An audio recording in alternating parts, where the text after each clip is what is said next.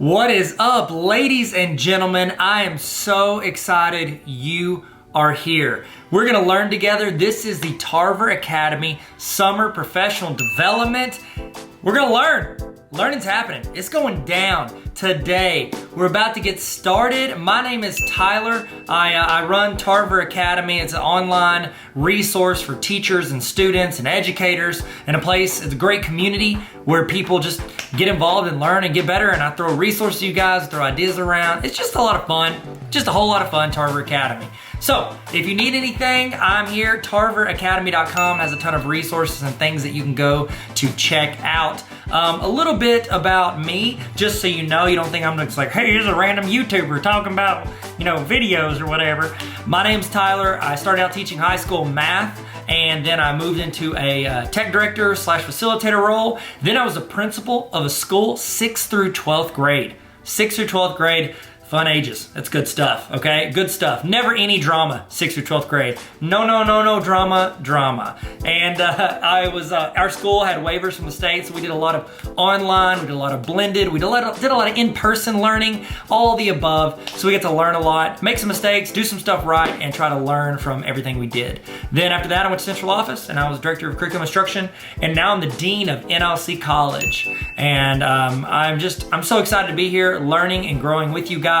I'm also giving a little bit of time for people to jump in, get started, and we're about to go through some of the housekeeping stuff. We're gonna do a little check-in right now at the beginning, and then at the end of this video, at the end of this training, we're going to have a chance for you to get a certificate showing that you actually showed up and you did the learning, okay?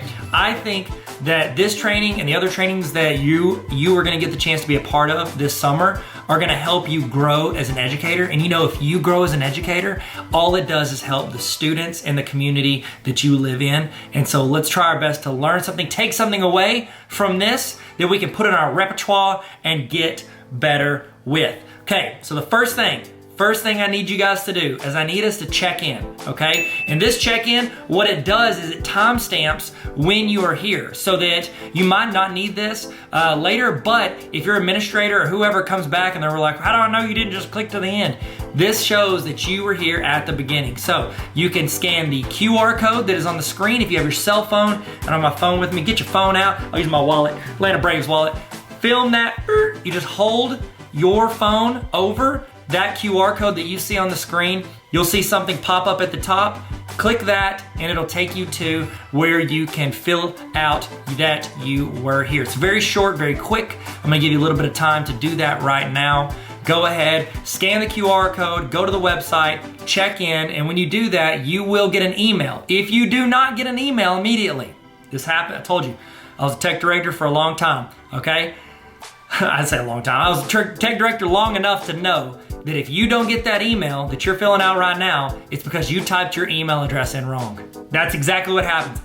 19 times out of 19 and a half times, that's what happens. So go ahead and go to that. Remember, at the end of this session, there's gonna be another QR code that you're gonna scan that is going to give you the certification saying that you actually did the training. Both of these are time-stamped. So if your administrator or whoever's in charge of PD for your district wants to see that and be like, how do I know you did this? You've got your check-in email that is time-stamped by me, not by you. It's into a PDF or it's into that email. And then you will also have the timestamp on your certificate showing that you did this. Okay, so hopefully everybody is getting that done. Okay, giving you a little bit of time. If you have any trouble, just keep trying because I think it's pretty important to get that logged in. Now, while we're doing that, if you're finishing that up, or if you can hear me, what I would love for you to do is I would love for you to hit the red subscribe button. This is my YouTube channel, Tarver Academy. That's what I call it. It's kind of where I got this started. I had this before I had the website, and then I put up the website to put all the resources and all the stuff I was doing.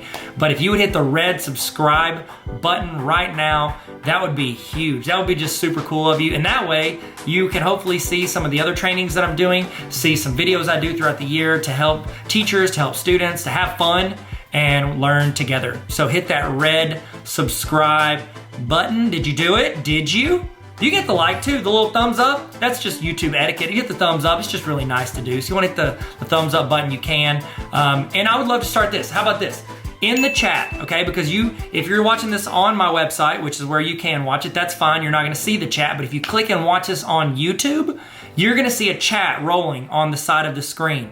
Start it off. I want you guys in the chat to say who you are, like give your name, tell us what you teach and where you teach, okay? If you're an administrator, you can say that I'm a principal, or you can say your central office, whatever you do. I've got some people that have signed up for this that are aspiring educators. So this is great to say, I wanna be an educator, I wanna be an English teacher for high school, throw that in there. If you wanna be a kindergarten teacher, toss that in there, say you're in school. It's a great way to network, because I think there is an amazing community of educators here wanting to learn and grow together. And I think that it's great if we look out for each other. So throw in the chat, I want you to say your name, what you teach, and where you teach. Throw that in the chat. All right, man, we're doing good. We're doing good. It's our warm up. We're feeling good. We're stretching it out. It's always good to stretch before you stretch. I don't know, I heard some friends say that, so I say it from time to time. Okay, next thing. This is another little thing. I've got one right here. So I've written a couple books. I've done Superheroes Need Sleep Too. This is a children's book. It's like a nap time book, so you don't have to read that. But this one I think is super relevant for you. This is the Baller Teacher Playbook, and in it I have like practical advice. It's 18 chapters. So the idea is that you could do this like once a week with your team for a full semester, or every other week for a year, and try to improve your teaching every week. I'm not doing this to sell it to you. I'm doing this to say I'm giving some of these away all summer to people that are participating in this. So if you want a chance to win one of these, or I think I probably got some other educator books. If you're like, I don't really want your book, Tyler, I got a ton of educator books. I'll send them to you. All you got to do, follow me on Instagram at Tyler Tarver. Follow me at Tyler Tarver on Instagram, and I'm gonna be giving these out throughout the summer. You might be the person I give it to. So follow me on Instagram, and then throw something in your Instagram story if you want, just to increase your chances of me seeing it. So I'm just gonna be clicking through. I see people follow on Instagram. I'm gonna throw out stuff to them. So random people will get it. You might not, but you won't if you don't. So there we go. Y'all feeling good? Does everybody feel good? Everybody throw in the chat who they are, where they teach, what they teach. Okay, so to explain also what this is, you are watching, this is a live broadcast. So this is going as a YouTube premiere or a full-on live video. So one of the two. Either way, that chat is happening live. Everybody that jumps into this video at any point is gonna be watching it at the same time as you. So it's great to get in the chat and talk, discuss, ask questions, give input. If we ask a question in the video, you can type it in your notes, but you can also type it in the chat. You can copy paste from the chat. It's a great way for you to be a part of this live broadcast, okay? So if you have a Google Notes, if you have a notes document, if you wanna take notes by hand, I've got a template for notes if you want. It sent it to you whenever you filled out your email. It should have been on that page whenever you did your check-in at the beginning. If not, it's on like every PD page. I have my website, tarveracademy.com. Click on PD and you get a free notes template, or you can take notes in your own doc. However you want to do it, take notes, write down stuff that's relevant to you, and copy paste stuff that people put in the chat. There's gonna be people in the chat that are way smarter than me. And so I'd love for you to copy paste that into the notes, and you can take that and make your teaching game elevate. So next thing, while we're getting logged in, people are still jumping in here. They're still jumping in the video, giving you a few minutes to do that. We're also, if you want to watch these videos, because after this ends, it's going to be gone off of here. However, I'm going to be putting all of these trainings, all like 30 something trainings. I think it's over like 120 hours worth of trainings. I'm putting all of that for people that join what I call the Tarver Academy Honor Roll. It's a small group of educators who are trying to get better every week, and I send out weekly emails during the school year to where you're getting templates, you're getting resources, back to school starter kits, you're getting templates for Google Forms, trainings, PDs, tons of stuff every single week delivered to your inbox. And also you have access to all of these trainings. That is available if you go to tarveracademy.com/honor roll if you want to. I think it's a great decision. It's a great decision. Nobody's in here. Who am I talking to? I'm not talking to anybody. Okay, y'all feel good? Y'all ready to start? Y'all feel good? This is a little warm up. We'll explain what's going on. Everybody feel good? 1 to 10. Put in the chat how you feel today. Or give me this, how about this? Give me an emoji of how you're feeling today. That'd be better, 1 to 10, or give me an emoji. I'd love to see it. Or just give me a word. You're like, I don't want to do an emoji. Give me a word. How you feeling today? And let's get rolling. Remember, input in the chat, take notes, learn, grow. Welcome to the best professional development that you're gonna do. Not guaranteed, but it's an opinion, but it's also true, but it might be biased, but it's gonna be a great summer. It's gonna be a great training. Hope you guys learn something. Hope this adds you value that you can then bring to your students and make your school, your community, yourself better in some way. Guys, we're about to get started. Y'all excited? Y'all ready? We're about to do this. Let's get ready to learn and have fun. Tarver Academy. Let's go. Let's go. Hit it. Let's go.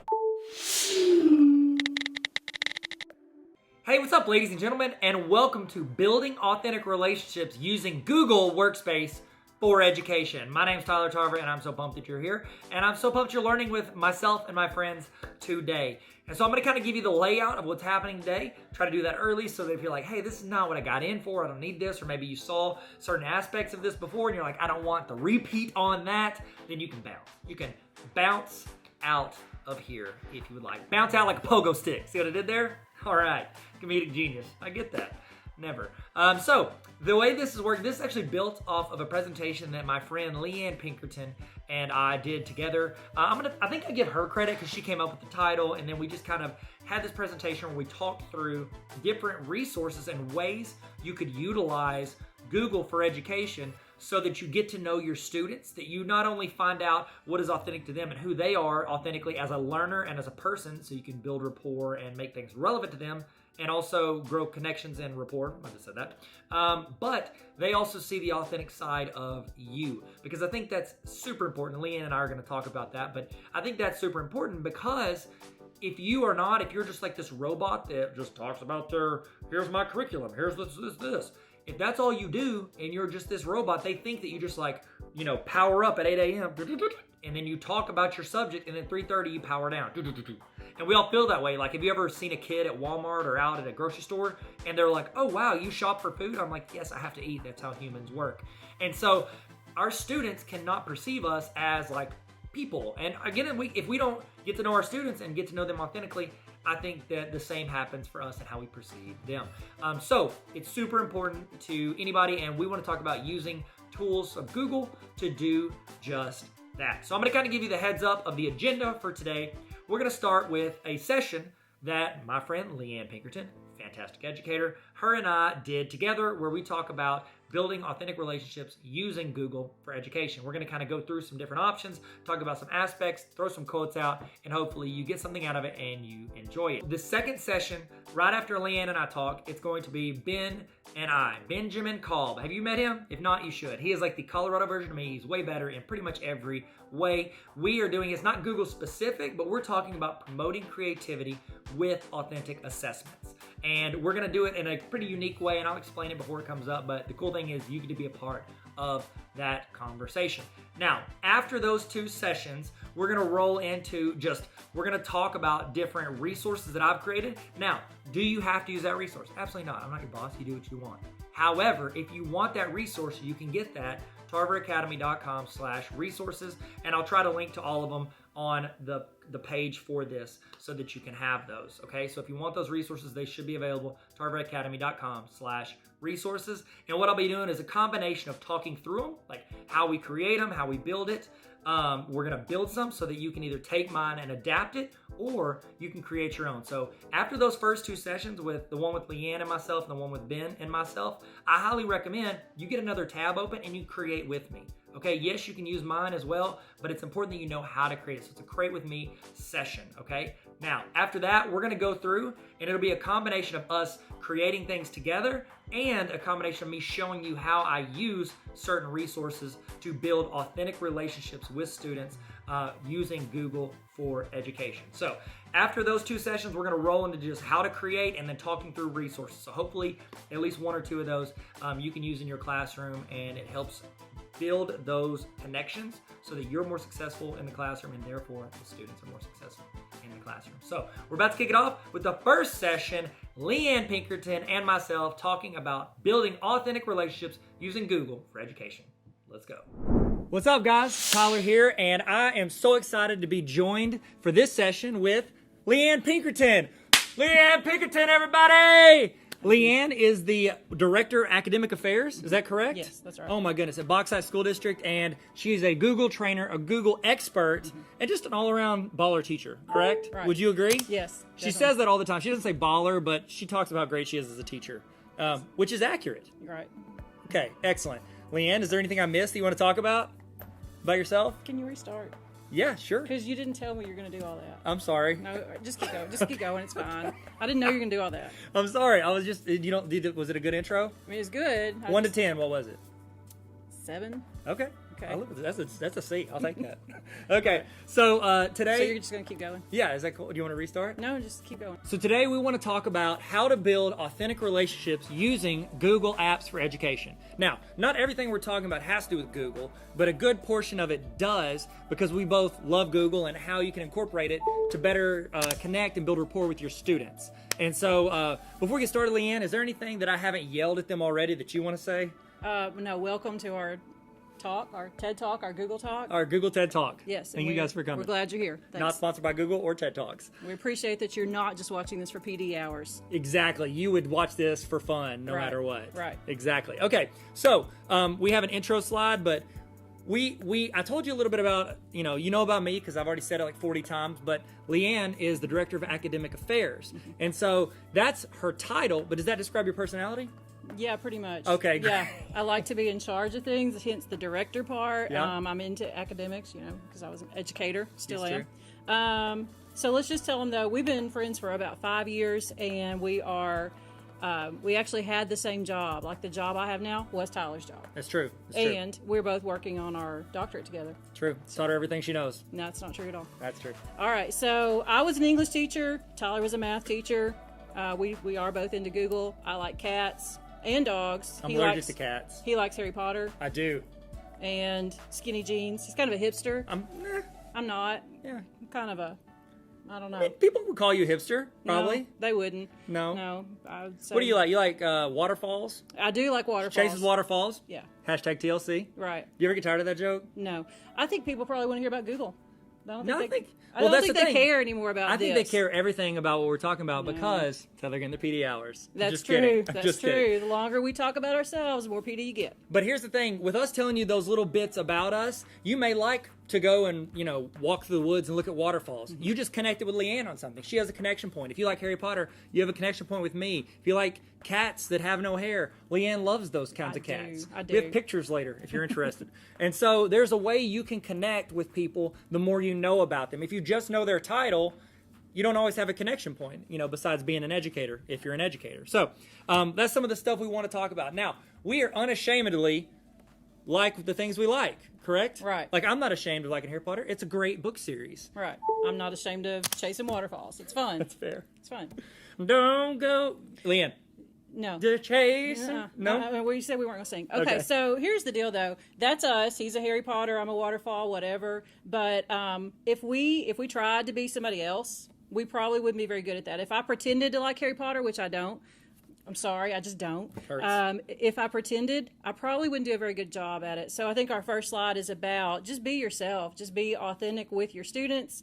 Be yourself in your career, because being yourself is going to be a lot better than if you're trying to be a imitation of someone else. Absolutely. And I think that's the thing with young people. They're very good at seeing through when you're not authentic, correct? And True. it's like, I feel like we've transitioned even over the past couple generations with people not being okay with being inauthentic. And I think the internet plays a big part in that because people can go and look and see if you are actually into stuff that you say. And like if you're a teacher and you're like, oh yeah, I like watching, what's a show kids watch now?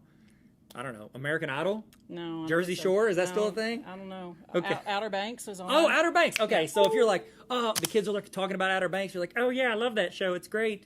blah, blah, blah, they're going to see pretty quickly if you don't know what you're talking about. Right. It's the same thing when we did interviews and we'd have someone come in and they knew that we cared about technology at our district and they were like, oh yeah, I love creating things in the drive and we'll do projects in the drive. And we're like, you don't know what you're talking about. And so if you fake it and someone really knows about something, they're going to see through that. And students do the same thing with personality. So don't pretend to be like the cool teacher. And I feel like, like the generic movie version of the cool teacher is always like sitting on a desk and they're like, hey guys, what's the haps? What's going on? You know what I'm talking about? That's like you, right? No, I would never do that. Don't pretend to be like Tyler. If you're not Tyler, don't pretend to be Tyler. Do that. What's the haps, guys?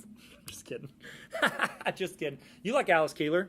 Yes, I do like Alice Keeler. I saw her at Dawson Co-op one time. She was great. Oh, wow. So she said this quote, good teachers can't be replaced by technology. Technology allows teachers to spend more time on their learners and building relationships. That's good. What does that mean, Leanne? Well, I think that in this day and age with our pandemic and everything, like you could send a kid to a website and have them watch a video. They might learn what they need to learn, they might not, but they're not going to have a connection with anybody. And that's where the teacher comes in, and it's probably your most important role is to make a connection with your kids. Yeah, and I think one practical way to do that now with the situation we're in, if, say the next time you're in class, it is virtual. Yes, you're talking to the whole class if you're on a Zoom or a Google Meet, and you're chatting with everybody, whereas that would have been you standing in front of the class and then them learning and talking to them, and then they leave and they have 5 minutes to get to the next class. It didn't leave a lot of time for you to chat with students after class. Right. Now what I do is I encourage my teachers, after class ends and 30 students leave your Zoom or your Google Meet, you can sit in there, and if there's 2 or 3 that want to sit around and talk or chat or whatever it is, you have that opportunity now to talk as long as you care to. And so it's a really great way to expand what you didn't have the time for in a traditional classroom. Right. So. A lot of our little elementary classrooms, the little kids, 2nd and 3rd graders, are meeting via Google Meets and Google Hangouts. Well, I guess just Google Meets, right? Yep. Yeah. Rest in peace, Zoom. Google Hangouts. Yeah, Google Hangouts is gone. And Zoom, and they're loving it. So I think you don't have to worry about the age limit. They like to chat with each other, especially now that they're home and can't see each other face to face. It's incredible. It's incredible, Leanne.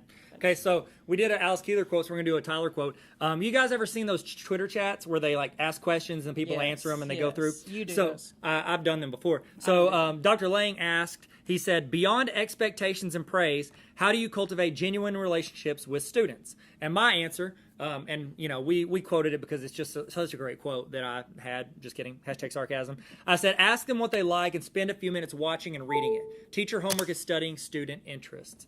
After you teach a subject for a year or two, you really know the content, you know the curriculum. Your goal now is to understand your students, build connections with them, learn how they learn best, and then try to adapt your teaching in a way that connects with their personal learning styles, or even just build rapport. So, for instance, in the classroom, if my students mention a website or some, say it's an Instagram account, like they're like, oh, I like House of Highlights on Instagram. I might go spend 5 minutes that night looking on that page. Even if I don't care about it, it's not something that I want to put my time and follow, I still have put a little bit of energy into it, and the next day I bring up something from it. They automatically see, hey, he cares enough about something that I'm interested in to build a connection with me. And I think it's a great way to take a next step as a teacher. Right. And I used to do that as an English teacher with books. Like I would ask kids, what are your favorite books? And then I would go read those books. So really? Like Harry Potter? No. Takes a little bit more time than, looking up an Instagram. But, that's me. Yeah, well, you didn't read the best sold book series of our time, so I don't know how hard you really tried. Just kidding. Just kidding. So here's a quote that I brought to our school on my own without anyone's help. I'm kidding. Leanne brought it over here. And it's a quote that became so important for kind of getting insight into people. We added it into our list of questions when we did interviews. Do y'all still ask people that in interviews? No. Wow. But it was good. It was good when we had it. Had a good run for those couple years that I asked it. So the quote is by James Comer, and it says, no significant learning occurs without a significant relationship. Now, I feel like in interviews, there are 2 levels to this question.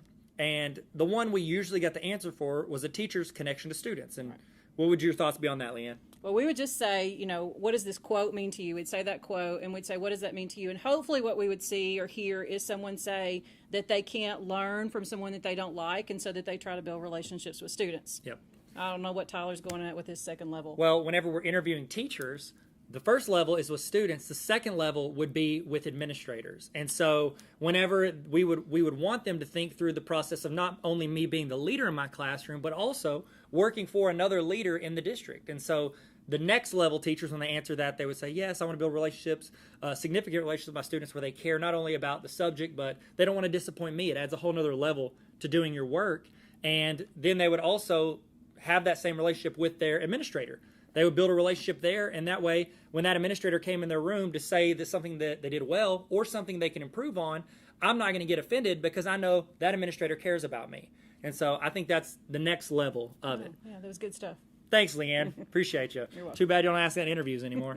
I'm just kidding. You did a survey once. Do you remember? I do remember. It was about what makes teachers awesome, and I just did this via social media, and people just answered about their favorite teachers and what made them really, great teachers, what made them go to the next level. You want me to? Yeah, please. Slides. Yeah, I don't know how to work Google. Okay. I'm just kidding. So numbers also. Yeah. We have numbers here. Favorite teacher. 70% of our respondees said that their favorite teacher made a connection with them, like an individual connection. They went out of their way. 90% said... We just made up the percentages. Yeah, These did. are the top 3 things that mattered. Yes. We just put numbers on it because it looks prettier when you add graphs to it. Yes. 90% said that they reached out and went above and beyond to just do something extra to show that they cared about them.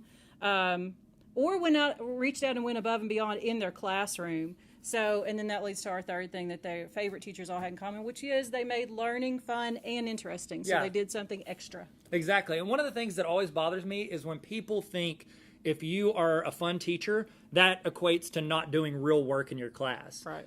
How many of us enjoy stuff, but we also learn from it? It's like the best of both worlds. It's like you're not only are you educated, you're entertained in the process. And I mean, have you ever learned from a documentary? Yeah, what's your favorite documentary of all time? I don't know. I just watched Waco last night. Ooh, Amanda watched that. Did you like it? I did like it. It was good? Yeah. You finish it? Yes. Okay, solid. Don't watch it, though. It's probably rated R. Leanne, you should never promote that. I watched The Last Dance. Did anybody else watch The Last Dance? In the comments, let me know what you thought of The Last Dance if you watched it. Michael Jordan documentary? Did you watch it? No. That kind of hurts. That hurts, Leanne. But it's fine. It's fine. Waco's good, too. Yeah. Okay, so, look, who are all these people? Who are all these people in the picture? So we actually have several people there from Bauxite Schools. If you are from Bauxite Schools, you'll recognize some of them. We have Mr. Quinn, Miss Pinkerton there with blonde hair. That's you. That's me. Micah Brown, our librarian. And this was at Waco, right? It said the Alamo. Same thing. That's okay. I may have misunderstood. I'm just kidding. Remember the Alamo, Tyler. Remember Oh, the yeah, Alamo? you're right. Okay. I'm sorry. Okay. Mr. Donahue, our superintendent, and then we have the separated two. Tyler and Josh. Tyler and Josh. We're in Conway now, but at different locations. Yes. NLC College. That was up. When I was looking this a second ago, I noticed they're separated from everybody else because they've left us. Well, no, y'all pushed us over there. Y'all said, why don't you guys stand over here? And we'll stand over here. We should have cropped the photo as soon as you left. That's hurts. Yeah. So how does this make us more authentic? How does it make you a better teacher if you're more authentic in the classroom? I think, like you said earlier, kids just know when you're not yourself, and, they can see through it. So would you, question. Okay. If I'm a student, would I rather have a teacher who pretends to like the stuff I like or someone who is authentic to themselves but knows or cares enough to invest in some of the stuff that I like? I'm going to go with number 2. That's what I would go with as well. Why is that? Why do you think that's more beneficial than just pretending to like the things students like? Well, because if I were trying to get you to like me and I pretended to like Michael Jordan, pretty sure you'd see through it. Yeah, and then when I did, it's probably going to hurt because it'd been like essentially you lying to me about a connection point. It was like, oh, they're faking it. Or here's another thing too. Think of this feeling. Think of the last show you watched on Netflix that you really got into. You thinking of it? What's your favorite show? What is it? Like my favorite show ever? Or, like a show that you just love on Netflix. Oh, man. I don't know. I didn't know you were going to ask me that. Well, I mean, it's just a TV show, so. I don't know. It'd probably be something dumb, like one of those shows where they meet and they get married and then they have 6 weeks to decide if they want to stay married. Excellent. I saw 2 of those this summer. Wow, that's a commitment. So you bring that up. If the first thing I said is, oh, that's dumb, or that's stupid, that's going to hurt your feelings. Well, I think you just said that. I would never, no, I was saying if I said that. I would never say that. Okay. I just said it's a commitment. So if you say that, if a student says they like something, chances are it probably is dumb, okay? Because they're teenagers or they're younger than that. They don't know yet. They haven't developed yet completely, but they're into it. And so if you say you don't like it or it's not cool or whatever it is, not worth your time, that's like saying that almost feels like you're saying that about them, and it's just a connection point. So while what they think or what they like might not be something you like, don't just say that.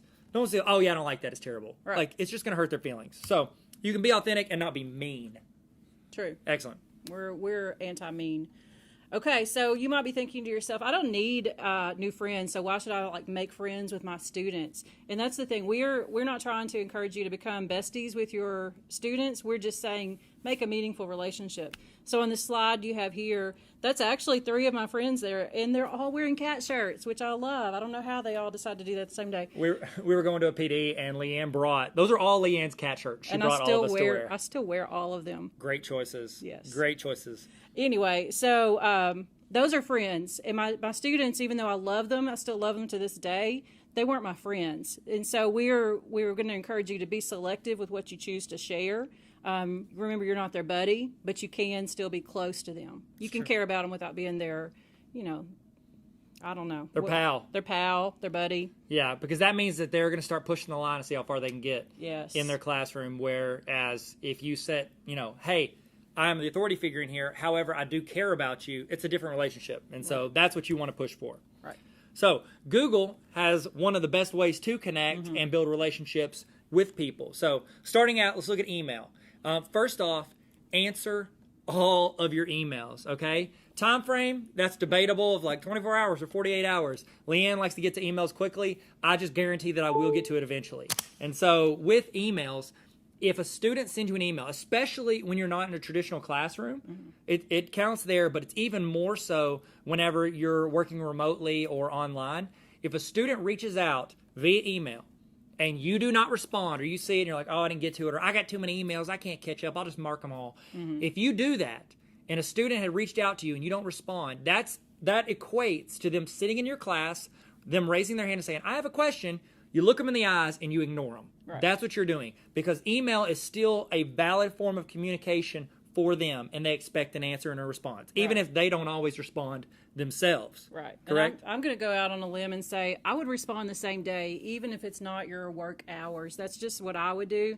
But definitely, if you don't want to do that, you don't want to respond at night, at least answer them the next morning. Yep. And then we have links. Everything that's in blue, if you're on the presentation, everything that is in blue is a link to a tutorial on some tips that we have for essentially making that inbox a little bit smaller, so you can cut out some of the stuff you don't need and you can make it a little more efficient. So those are just some ways to do it. I do my inbox. Do you do yours as unread first? I think it's just default right now. Okay, well, I have unread first, and I use it as like a checklist that makes sure I do not miss any emails coming in. And that's how I handle it. But we're not ready to move on. We oh, still yeah, have great. Other things to So say. sorry, what all do you want to say? Well, I mean, we've got some good stuff on here, like schedule send. Yeah. We have some people that I used to work with that would send emails in the middle of the night just to make it look like they were hard workers when actually they were just insomniacs. And what those people could do if they wanted to look more normal is schedule send at 8 a.m. the next morning. That's one tip for you. That's good. I'll tell you one thing you need to do is make sure your inbox stays uncluttered. So if you're getting a bunch of Bath and Body Works emails or Amazon emails, you need to get those to a different email account. And this is what I do. It's a personal tip. I block people constantly. Really? Yes. On email? Yes, constantly. Like they can't get an email to you? Yes. Oh, you're talking about companies, not like Yes. individuals that you know. Yes, and you. Wow, I do the block and report as spam like daily, because I've been getting like 30 spam emails a day from companies saying this is how we can help you in this pandemic. It's too much. And so then I might miss a good email. So I do block and report as spam all the time. That's good. And that's also because when you only have like 10 emails to check, you're not as hesitant to go check it because it's not as much of a commitment as when you see you have 85 or something like that. Right. So I agree. And, there's unsubscribe. We talked about that. There's some tips on how to do that in there. And then unsend is a great feature if you want to click that. And what that does is it gives you anywhere from 5 to 30 seconds after you click send on an email to undo it and take it back and be like, oh, wait, I didn't want to send that. Because anybody ever written out an email, and as soon as you hit send, you're like, oh, no, did I send that to the person that I might have been making fun of in the email? Which we would never make fun of somebody in an email, ever. And so whenever you send it, you can pull it back, check on it, make sure, and then send it the right way. Also, it helps if you send an email to a group and you maybe left somebody off. You're like, oh, did I tag so-and-so on there? Because no one likes to be the one they was forgotten about and then forwarded to later. Right. How you tag and send emails says a lot to the people that receive them. Okay, so keep that in mind. Same with text messages. Yeah. Somebody leaves a group text, that says a lot about something. You know what I mean? Or you get kicked out. Ooh, that's bad. Wish I could unsend text messages all the time. I wish you could unread text messages. You know what I mean? Because I'll leave them as unread and not respond because I need to remember it a few hours later. Yeah. And I would love to respond, mark as unread, like I do my email. I think you can do that. No? I do that all the time. I don't think it's possible. It is possible. I have my phone. I'll show you later. Wow. Okay. Cool. Learning stuff. Okay. Awesome. So Google Slides. You guys did a really fun activity when you were at the middle school, Right. With slides, and you're getting back to school, getting to know you stuff with teachers. Do you want to talk about it? Yeah, so we had new teachers coming into the district, and we asked them to do a set of collaborative slides, like we put them in teams, and had each team go find different places around the district and take a picture in front of that spot. And then they had a little bit of time to get the slideshow with all of those different locations as a picture in the slideshow back to us by the end of the day, and whoever got it in first won something. So we have an example there. One of them is like, take a picture in front of Minor Academy. One of them is take a picture at the center court. Look, your name's still on there. Oh, rest in peace. Take a picture in front of the pit. And so that it had several purposes. And you could do this in your classroom as well. You could say, go take a picture in front of where you're supposed to turn in your work. Take a photo in front of wherever you sharpen your pencil.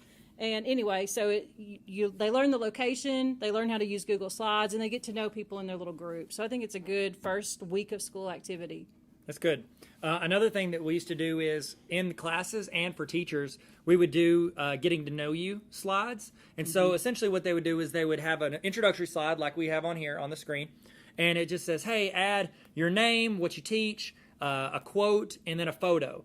And then everybody would start adding those in there. And that would be a chance for everybody to go in and look around on other people's and get to know their colleagues. Because, Right. I mean, all of us have worked with people for a couple of years. We don't know their name. It happens. It happens. It's a good way to check, get to know them a little bit, and know what they look like. And then we could also take this slideshow, put it on the TVs for open house, and when people come in, it would be scrolling. So while parents are walking around or looking at it, they could see the different teachers. Right. And we played that in the cafeteria, especially for like sixth grade lunch, so that they could see who everyone was. That's a good one right there. That's good. I like that you equated yourself to Mother Teresa. Yeah, she's, yeah.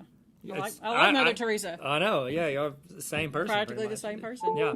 Fun fact, Leanne and I have the same birthday. It's true. June 15th. That's right. Also, who else's birthday? State of Arkansas. Ice-T. Ice Cube. Ice Cube. Neil Patrick Harris, Helen Hunt, Helen Wade Boggs, and there's a couple others. Okay, so excellent. Did I take that photo of you whenever we were on a PD trip? Look at that. possible. So lovely. It's possible. So lovely. Okay, so I'm just saying I get cred, photo cred. All right, there you go. Next, Google Docs. You did some really cool stuff with Google Docs. I do love Google Docs. So Google Docs, obviously, you're going to want your kids to write on Google Docs. But another thing you could do is use a Google Doc template to assign work. Hey, get back over here and like click I'm your so sorry. click your template. Checking the camera. I don't know what you're doing over there. Let's check at the camera. So the templates, it's just a time saver. So you can do. I don't want that one. Yeah, I don't like that one either. You could do. Put out your header and your spacing and your font and everything exactly the way you want it, and then all they basically do is put in the content. So it's a big time saver when you're grading. You don't have any templates in here. Actually, I do. It's that one. It's that one. Nailed it. First try. So basic template, that's a good one if you just want them to see how to do the header, how to do their last name up at the top of the page without it saying Pinkerton 1 on every page.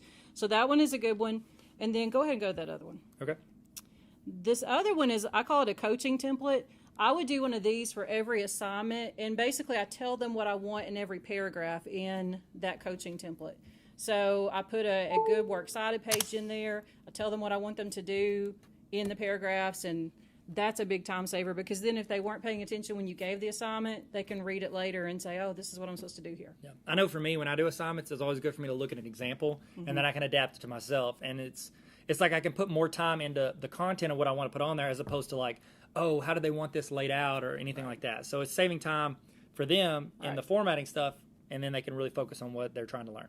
Right. Excellent. So good, Leanne. Thanks. Also, Google has a feature when you submit an assignment.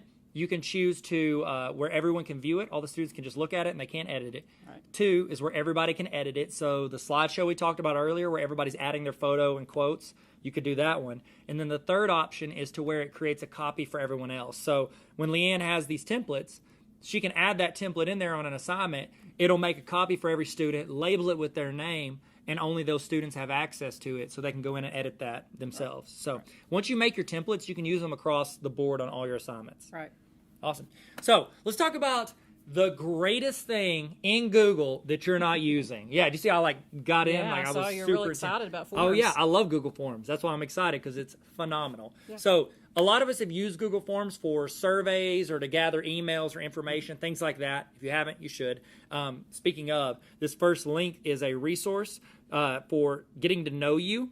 And so if you click that link in your presentation, it's going to ask you to make a copy. Then you can click make a copy, and you will have this. We don't have access to it. Only you have access to what you just made a copy of. And this is essentially a form for the first week of school, getting to know your students. Right. And so once it gets done loading, there it is, you can send this out to your students. You can get their name, first and last name, what class period they're in, and then you'll have a spreadsheet afterwards of all of your students and all of your classes, information on them. So if you have a meeting with the student or a parent, you can go in and look at the information on the student and be like, oh, they're into this, they like this. It builds connection points. Right, and you could do this with elementary kids too. You might have, let's say we do get to have an open house where parents actually show up. You could have iPads with this form already ready to go on the iPads or on Chromebooks, and then just let them fill that out about their child. It's so good, Leanne. I know. Wow, you worded that so well. Excellent. So I want to talk a little bit about something else in Forms, and I get pretty hype about this. Should I just move out of the way? No. Please stay involved. This is great. I get pretty hype about this because this empowers the teacher to take full control of their classroom and the learning, and they can differentiate based on each student's success. So here's an example Google form, and you can use this as a template. Use the link in the presentation. It'll ask you to make a copy. That is now yours. Change it from Pythagorean theorem to whatever it is you're teaching, and you can keep adjusting that template and then making copies of it so you're not starting from scratch. So this is actually the first form I ever made in Google Forms. Fun fact. Really? Made it at a PD with Really? Tanya McMillan. Yep. How about that? And it took us like 15 minutes, and we made this. So it doesn't take long. You just copy paste stuff and then find the resources. So I start with list everything you know. I'll just say a lot. Students would hopefully do that, more than that. Now, then I go ahead and find the YouTube video teaching what it is I want to teach. So instead of taking the time out of my class for me to present it, students can go in and watch it at their own pace, because some students might already know. Mm-hmm. Some students might prefer to go find a different video. I don't have to repeat it. If they didn't understand it, they just rewind it. So there are a bunch of options for how it can help them. Do you want to make a comment about my face on there? It's just kind of funny that you chose a video of yourself. Of course. Why would I not? There's Khan Academy. Well, let's not get into that. Okay, so then I ask a question, all right? And this is where Google Forms gets pretty great, because we've all been able to put in YouTube videos and all that other stuff, questions and assessments in there. Mm-hmm. This is where it gets good as an assignment. Right. Which side's the hypotenuse, Leanne? C. That's correct. Mm-hmm. Good job. So if I hit C and hit next, I move on to the next page. It was a quiz. Now I'm going to back up. Okay. Let's say I got it wrong. Right. Let's say I'm a student and I selected A, which is incorrect. I don't know that I got it wrong. I don't know that, okay, unless you tell them that they did after they answer it. What it does is, instead of them going to the next page in the order of operations, they bounce down to a different page and they can get extra help. So what you did is I put in like the infographic of what a hypotenuse is. I put in text describing it, and then I put another video of someone that is not me.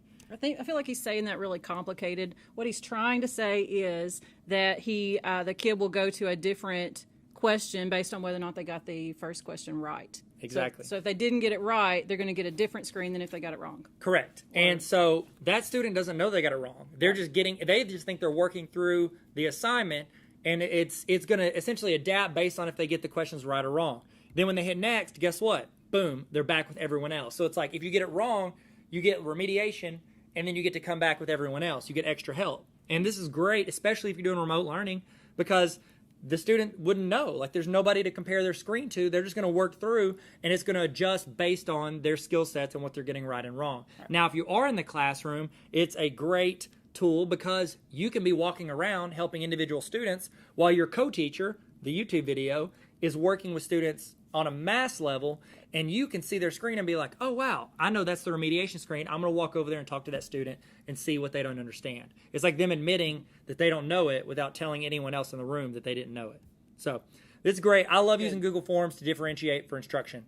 It's just, being a good teacher and whatnot. It's a good thing. It's so good. I'm for it. Okay, you like this infographic. I did. I don't even know if it's still there. There it is. There it is. Look at that. What is it? What am I looking at here? Oh. It's so good. Okay, cool. Excellent. Thanks, Leanne. That was really good. I'm glad you added that link in there. You can take it out. No, I mean, this girl made it. I mean, we're just giving her credit for making her little picture. I like it. It's so good. Okay, so if you click the other link on the classroom discipline, you can get a copy of an example classroom discipline form. If you're a principal, you should be using this for your whole building. Don't use the, what they call triplicate forms. Yeah, no, Don't use those anymore. Use this, because you're going to get way better analytics on what you need to do to improve your school from every teacher. Now, if you are a classroom teacher, you should have your own discipline form as well. Okay? Yes, you have a district-wide or school-wide form that you fill out. You should have one for your classroom. Here's my opinion. You should have one for discipline, stuff they do wrong, but also add in whenever they do something above what is expected of them, the good stuff. Because when you sit down for parent-teacher conferences and you sort your spreadsheet with all this information, yes, you might have to tell the parent, look, they acted up 5 times and it was always because they were picking on this kid or whatever it was. But you'll also have 3 times that they did something exceptional. They went above and beyond. They were a leader in the classroom. You're adding in some of the good stuff, which makes the stuff you want them to correct go a lot further. Right. Yeah. So if you're a district leader and you're not using this this Google form discipline, then you're missing out. You're wasting money. This is excellent, and we've showed it to several districts, and they've adopted it, and they're using it and loving it just like we do. Oh yeah, because it's great, and they should. Yep. Excellent. Cool. Needs assessment survey. If you click this link, it goes to something you can send out to your teachers or your parents and get an idea of areas you can improve on. We used to do this building-wide and district-wide.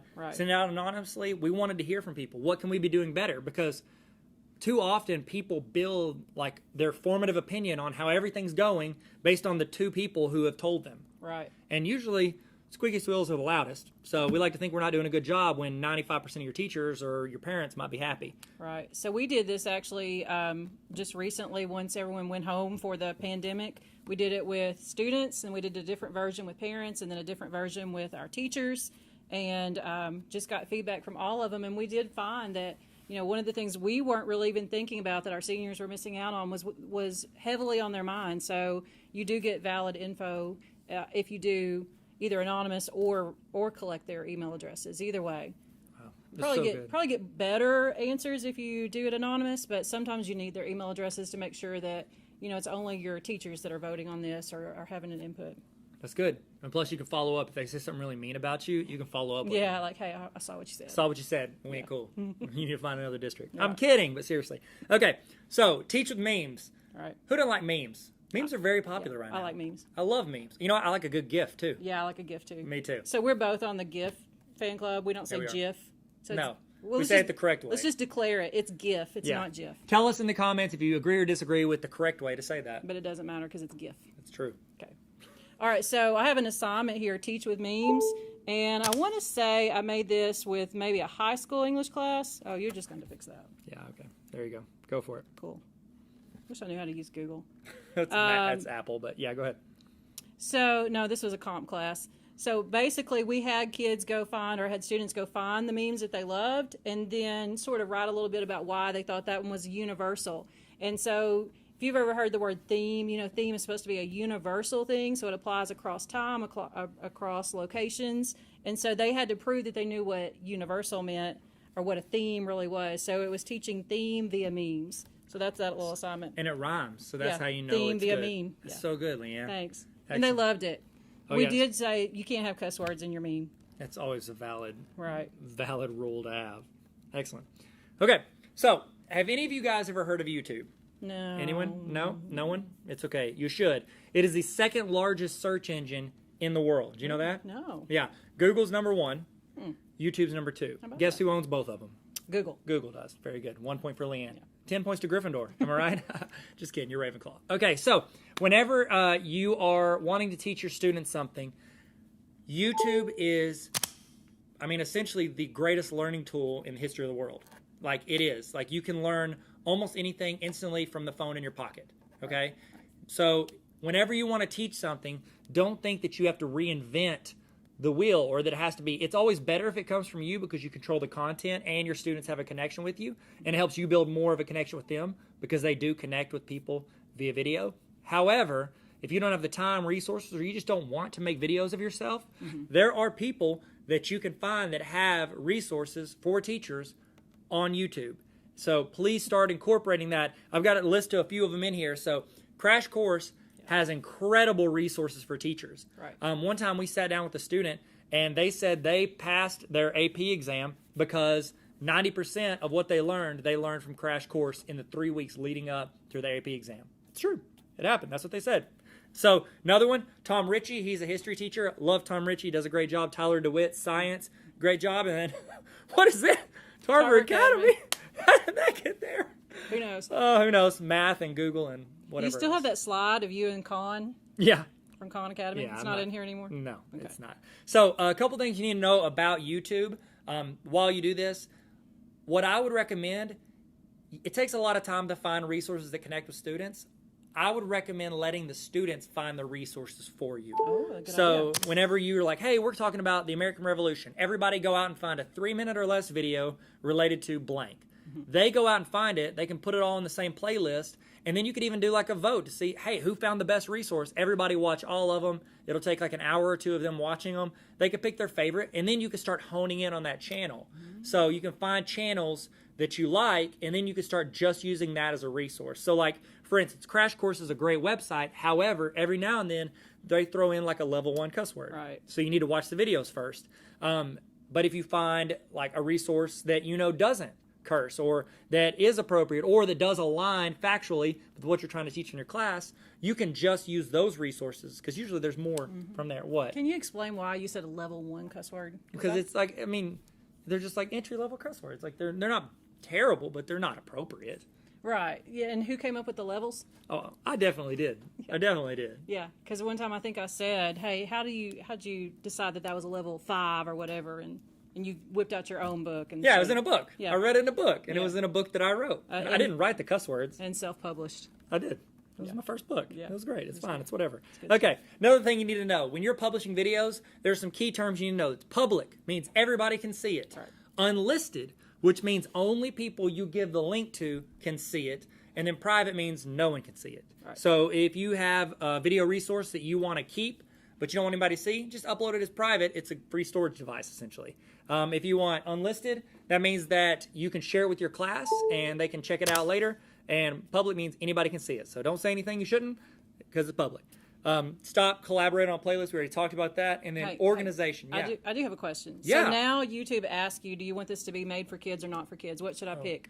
Not for kids. So if you're creating a resource and it is made for anybody over, I think it's like 13 or 18, you just want to say, no, it's not made for kids. The reason for that they made that change is because people were marketing to younger people, and that's illegal. It's like CIPA, I think, CIPA.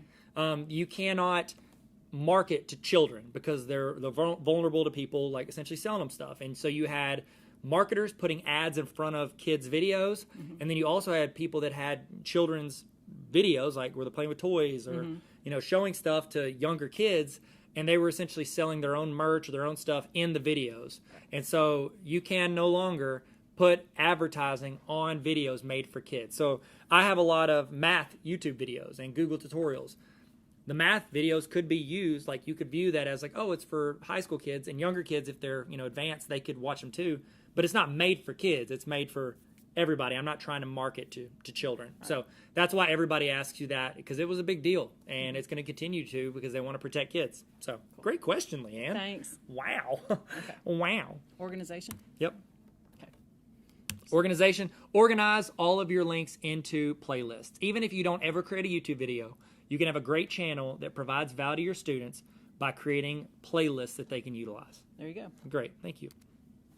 Technology is best when it brings people together. I agree. Yeah. So here's some people that like Tyler. Well, and they reached out and said, "Hey, we like Tyler," and so he went and took a picture with That's him. not how that happened at all, Leanne. Exactly We were how it happened. we were doing this presentation somewhere, and they came up and said, "Hey, we used to use your math videos in class." And so it was cool because they felt like they knew me because I joked around in the videos, I'd shown my personality, Right. and they connected with me. And so when they came up, it was really cool because they felt like they knew me because they did. They'd seen hours of me teaching them stuff. And so technology can bring you closer to your class and then people all across the world if you're willing to put yourself out there and teach using technology. There you go. You can build authentic relationships utilizing technology. And if anybody says they can't, they're wrong.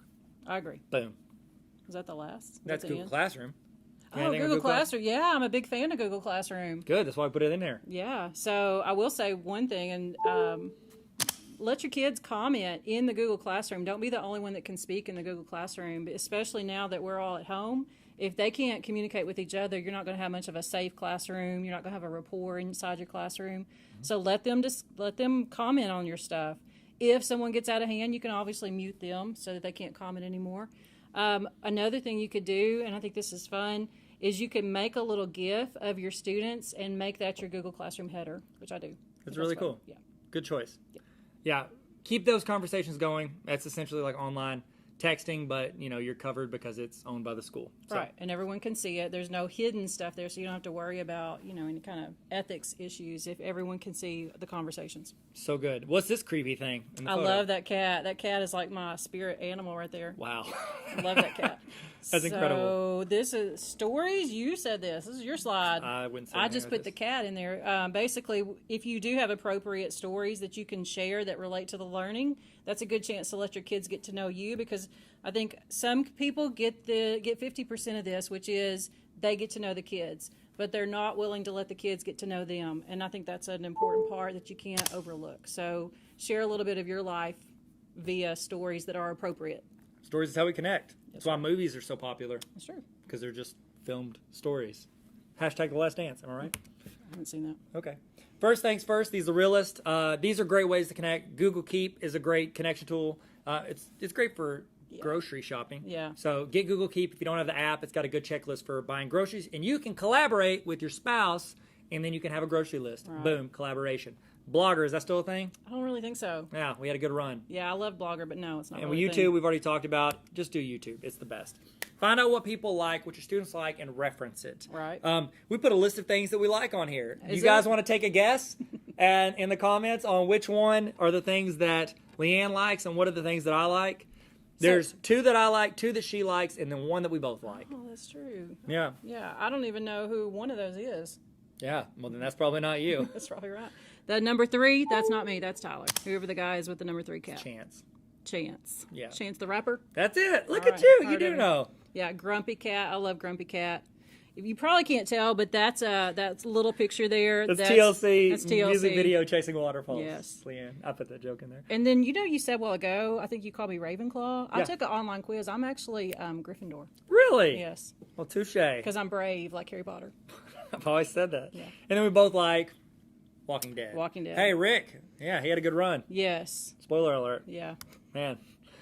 Different authentic teachers will attract different authentic students. There are students that are going to just naturally connect with you as a teacher. The way you teach, your style, your personality, they're going to connect. And it's just the same as just humans.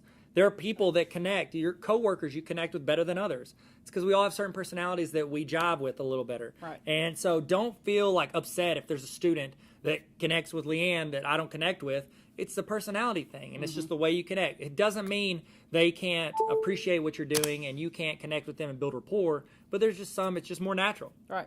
I agree. Same thing with adults. We have adults that are going to like Tyler. We have adults that are going to like me. It's true. Most of them like you because you're great. No, I think Incredible. most of them like you because you're friendly. That's fair. It's true. I was being nice. Okay. So one of the big things you have to do is you have to accept yourself for who you are and go all in on it. Right. I think that people that try, you can always try to get better. You can always try to improve things about yourself, but we all have a certain personality. I'm always going to be a better version of myself if I lean into that as opposed to trying to be Leanne. I want to be 80% of what I can be of Leanne's personality when I can be 100% myself. True.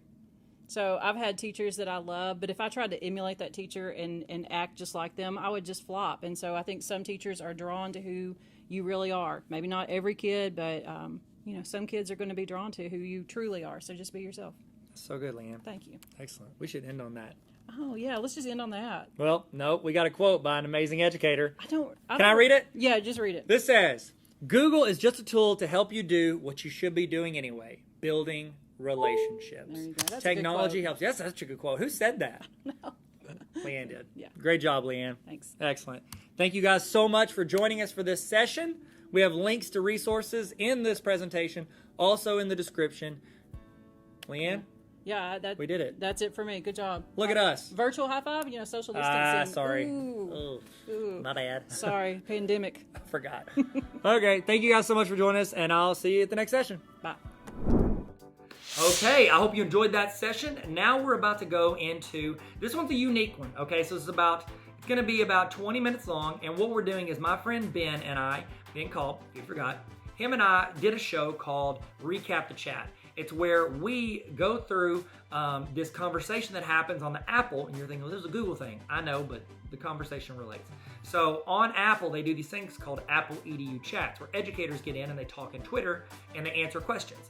It's amazing for getting input from a variety of educators, and you can see how you can apply certain things to your classroom or your school or your teaching, and how you can look at what your answers to these questions are, because it's really good to reflect. And so what we did was we started the show called Recap the Chat, where we go in and we pull a bunch that we really like. We pull some things out of different people's answers, we talk about them, and then we give our answers on some things. Here's the cool thing.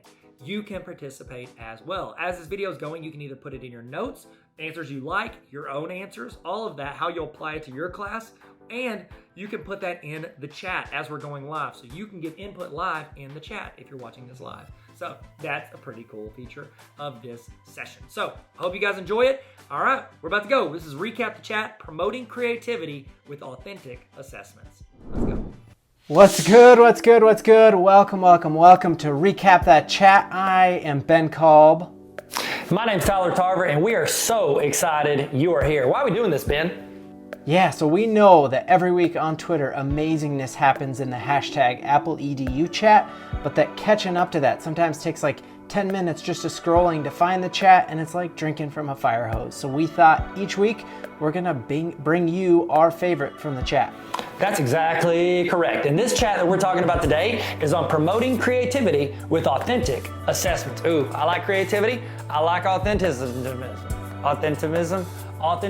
That's the right one. There it is. Nailed it. Nailed it. Is a charm. All right. So absolutely. The people that hosted this were phenomenal. Ben, tell us a little bit about them while I look them up straight here from notes. Yes, definitely. So yeah, that's another cool thing. We're gonna model Apple tools as we do this. So today I am rocking Keynote using an Apple Pencil. Just love it. I think you're gonna see some really neat stuff that you cannot do in Google Slides. Tyler, which are you using? I'm gonna go with Notes. I'm just using the good old-fashioned Notes app. It's convenient, but also super powerful. Like I just looked up Liz, one of the people that hosted this, straight from it. But it's whatever. Notes is just dope, man. I'm just letting you know. It's really cool. I love that it syncs between your iPad, your iPhone, your Mac as well. Super amazing tool as well. And I love Keynote as well. So we're talking all about how authentic assessments can really get our students to be better critical thinkers and more creative as well. So Tyler, question number one, as we look into this, was authentic assessments are powerful, we know that, but how do you define an authentic assessment? To you, how do you know something is an authentic assessment? Well, I feel like whenever it resonates with students where they are, whenever you're doing something that they can find is relevant, but also it engages them, and not because it's flashy, but because it means something to them. So when it's authentic and they can give authentic answers and authentic application, I think that goes a long way with students. How about you, man?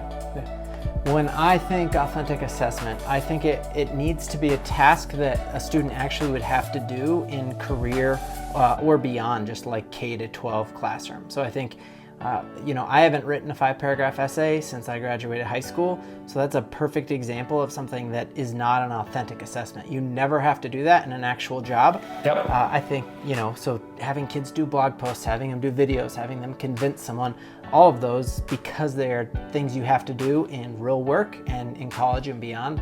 That's what I think of, a task that you need to do outside of school. Yeah, I mean, how many times do our bosses come into our office and say, hey, you have exactly 45 minutes to complete this task. If you don't, then you're gonna fail this job and you can't call or use any resources. Happens all the time, right? Never, which is very good. So so each of us then picks our favorite answer for the week, and it's a total science. right? There's definitely no judgment in their favorites or anything like that. No, So Tyler, playing faves. who'd you pick, man? Who did you pick for your favorite answer for question 1? I used @Miss T. Leon. I used her because she also curated the chat, but what she said was awesome. She said, authentic assessments engage learners through creativity. They are relevant, high interest, and designed with students and not just for students. The students are a part of that, and I love that she said that. Yeah, Love it. anytime you can have students like designing with it, that's probably a really good example of it being authentic for sure. Owners versus renters. They own it. Yeah, I like that for What sure. about you? What do you got? And I obviously have the correct one. I went, I skipped ahead there. Let's go back. So I went with Emily Lynch Deegan, who said that the big characteristic is that it's real, and it has to give students an opportunity to show their ability and to apply skills they've learned in real situations. So that's kind of what I was saying. Just the idea of like not just a multiple guess test. It has to be something you need in life outside of school. That's so good. That's so good. Excellent. Excellent. Okay, question 2. Question 2 says, what are the benefits of authentic assessment? Consider the benefits from both the student and teacher perspective. So, Ben, my question to you first. Kick us off. What are the benefits of authentic assessment? So many benefits. We're going to see that in the answers. We saw a lot of common themes come through. For me, being a classroom teacher for 7 years out in Illinois, the biggest benefit is anytime one of my former students hits me up on LinkedIn, hits me up on Twitter, Facebook, whatever, and says, hey, Mr. Call, remember that one time you had us do this persuasive speech to the class? It reminded me a lot what I had to do today in my job. And so it's like that building of a skill that actually helps the kid succeed outside of the walls of your classroom. And without a doubt, that is the biggest benefit for me when I was a teacher. How about you, Mr. Tarver? What you thinking? You know what? Mine is honestly, it's a very similar answer, but I want to give a different example. When I was a principal, I got the chance to teach a couple of the classes as well. And whenever it was time for them to show their learning, their evaluation, yes, they could do a quiz or a test, but I also gave them the option of creating a presentation. They could do a video, do a podcast audio. And I had a young man that really loved doing video, and he wanted to learn more about it. So he did that for all of his, built up an actual video career, and became the guy in college who filmed his school at football games. And so he actually built like a side hustle off of that. And I think doing, just like you said, both of those learnings at the same time was beneficial in 2 ways instead of just one. So who'd you pick out for your answer on this one? Well, you know I always pick the best, and I just went with like my hometown, right? Coming to you from Colorado. So in my district, one of my friends hopped in here, and Nate Wilcox said that the biggest benefit to him is that it's fresh and every day is new and never boring. I think that's another part. Like we get super bored grading paragraph essays all the time. And so the fact is that it's always new. And since kids like it, like classroom management's cake, because like when was the last time a kid was making a video or a podcast or a song and you had to be like, hey, stop talking to your friend? Like they enjoy it. So I think there's really no downside as a teacher to doing them. Who'd you pick? Absolutely. You know what? I went hometown as well. This is Jessica Herring Watson. Jessica is phenomenal. She actually teaches in the same town as me. So holla at Jessica. Jessica, you're incredible. Jessica said, for teachers, grading is so much more fun because every product looks a little different. For students, it encourages ownership of the process and product of learning. Man, I think she's right on par with us. I think we all of us, let's just start a school together. What do you think? I think it's just the best thing. You 2 people from Colorado, 2 people from Arkansas, let's take over the world. I think we've all got it figured out. You're a math guy. On my screen, I just love that you can annotate on top of slides as you're in presenter mode. I just did Colorado and the greater than sign, Arkansas. Oh, wow. I hope I spelled it right because we're live. Ben, we like to keep this show honest and authentic, so let's try not to lie to people. Arkansas is a natural state. What's Colorado? The artificial state? I can't even remember. I don't know. Next question in Recap the Chat. We're looking here. How can students design authentic assessments for a global community? How can students share and showcase their work for authentic audiences? What do you think there, Tyler? Man, Ben, I thank you for asking. I've been wanting to tell you this for years. So I love this because the internet has connected us. And not only is it a way for us to create and show people what we're doing and what we're learning and building in the classroom, but it also gives us a chance to see what they're doing. And then we can have not only empathy, but we can you're traveling to a different place essentially because you're learning with other students in other countries. And I think that's incredible. And I love that the internet connects us. And I think we can create it, in a ton of different arenas. You could do podcasts, you could do YouTube, you could do Twitter, like we're doing Twitter. We're doing a combination of Twitter and YouTube right now. It's incredible. Look at us. It's nuts, man. Who would have thought? Not me. How about you, Ben? What do you think? Yeah, I completely agree. The power of the internet, there's the world is flat now for sure. And I think one of the biggest things to me is that you don't have to wait as a kid anymore to matter. And just the fact that Spotify was developed by a high schooler, if we're in this arena now where it's all about your ideas and about just putting content out there, and we don't have to tell kids anymore, when you grow up you can do this. It's no, you can do something right now that gets traction and that makes a difference in the world. So that's what I think, that when students are making for a global audience, they don't have to wait to matter when they grow up. That's incredible. Who'd you pick? I went with Katie Conway, Miss Conway ICS. Check her out on Twitter. She said, one way my students create for an authentic audience is when they write an argumentative essay about their favorite restaurant. We format the essay into a letter and send it to the restaurant. We often get responses and the kids love it. They're connecting with real people and real businesses, and they're showing that what they're doing isn't just in their classroom. It's connecting with an outside audience. I love that. Yeah, man, I love that one as well. How about you? What do you got? Well, I picked another hometown girl here, just an hour south of me. We have Katie Manzanares, incredible educator. You got to go follow her at Miss Tech Goddess on Twitter.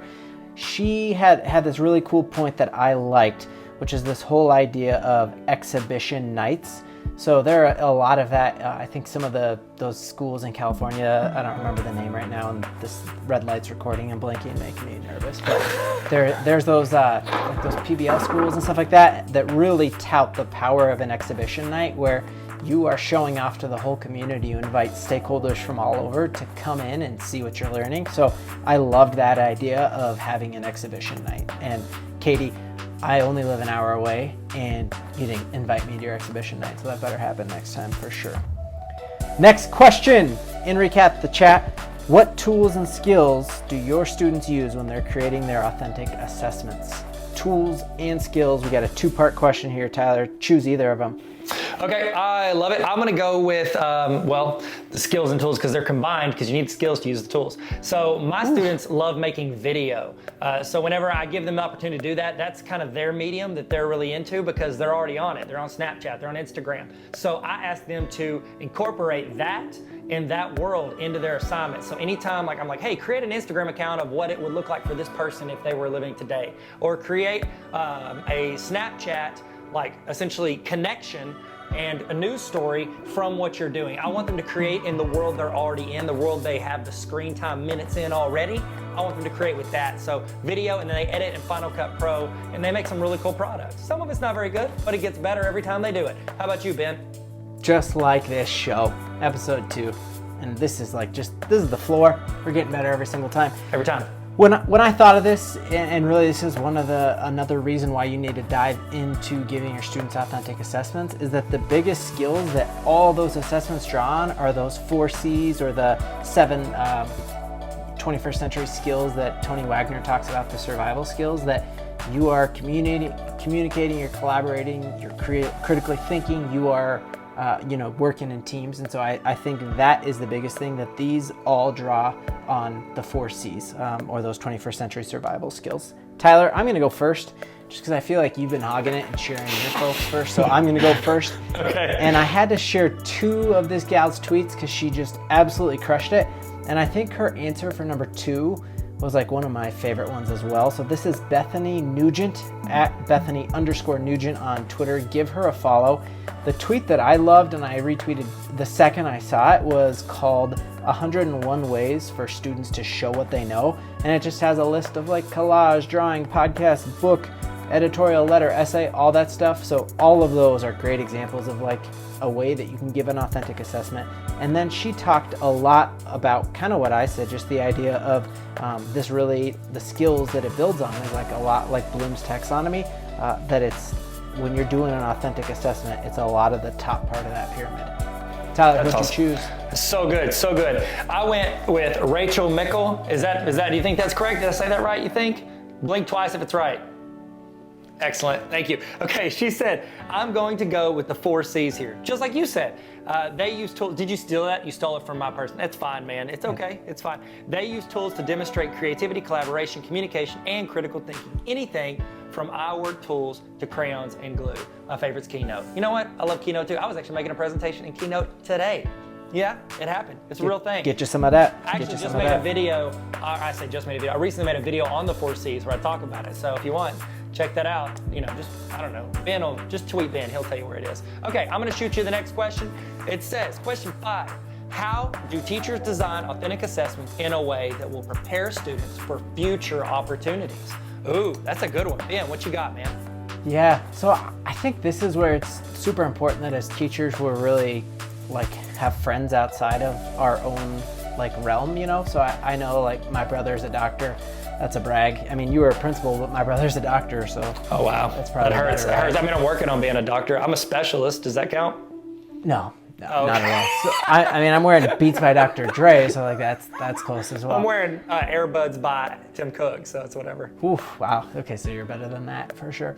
So yeah, I think, you know, I have friends outside of school who are in advertising or in other things, and it's just being like curious and asking them like, hey, what does an actual day look like for you? You run a nonprofit or you do development for a big organization, and just being really like curious about what are the things that you do on a daily basis and need to do really well, and then trying to backwards plan your class to meet those skills. And maybe, oh, I know that to be in charge of marketing, you have to convince a boardroom of this. How can I make my students in this next unit convince a boardroom of something? So I think it's that being curious, figuring out what other realms need to be successful, backwards planning your content to fit that. How about you, Tyler? What do you think? Yeah, I think you do it in a way that's going to add 2 skills instead of just 1. If everything they do is just reporting or taking a test on it, all they're really doing is, you know, learning how to do multiple choice tests or create an essay on it. But if you allow them to create, collaborate, work together, use critical thinking skills, work through problems in the process, they're adding layers of skills that they can present in any situation. So if they go out and they want to be a welder, cool, I'm gonna go out, I've got all the school I need to be a welder, but then if I go in and I say, also, I can weld and I know how to create video, I can make a commercial for you that I can put on social media and promote your business, and I can weld. You're adding a skill set that's valuable in almost any arena, but also adding that to what you want to do and what you're passionate about. Okay, so you go ahead, Ben. Who did you pick out? What answer do you got for this from the Twitter? Yes, at Langston, EdTech, Chuck Langston.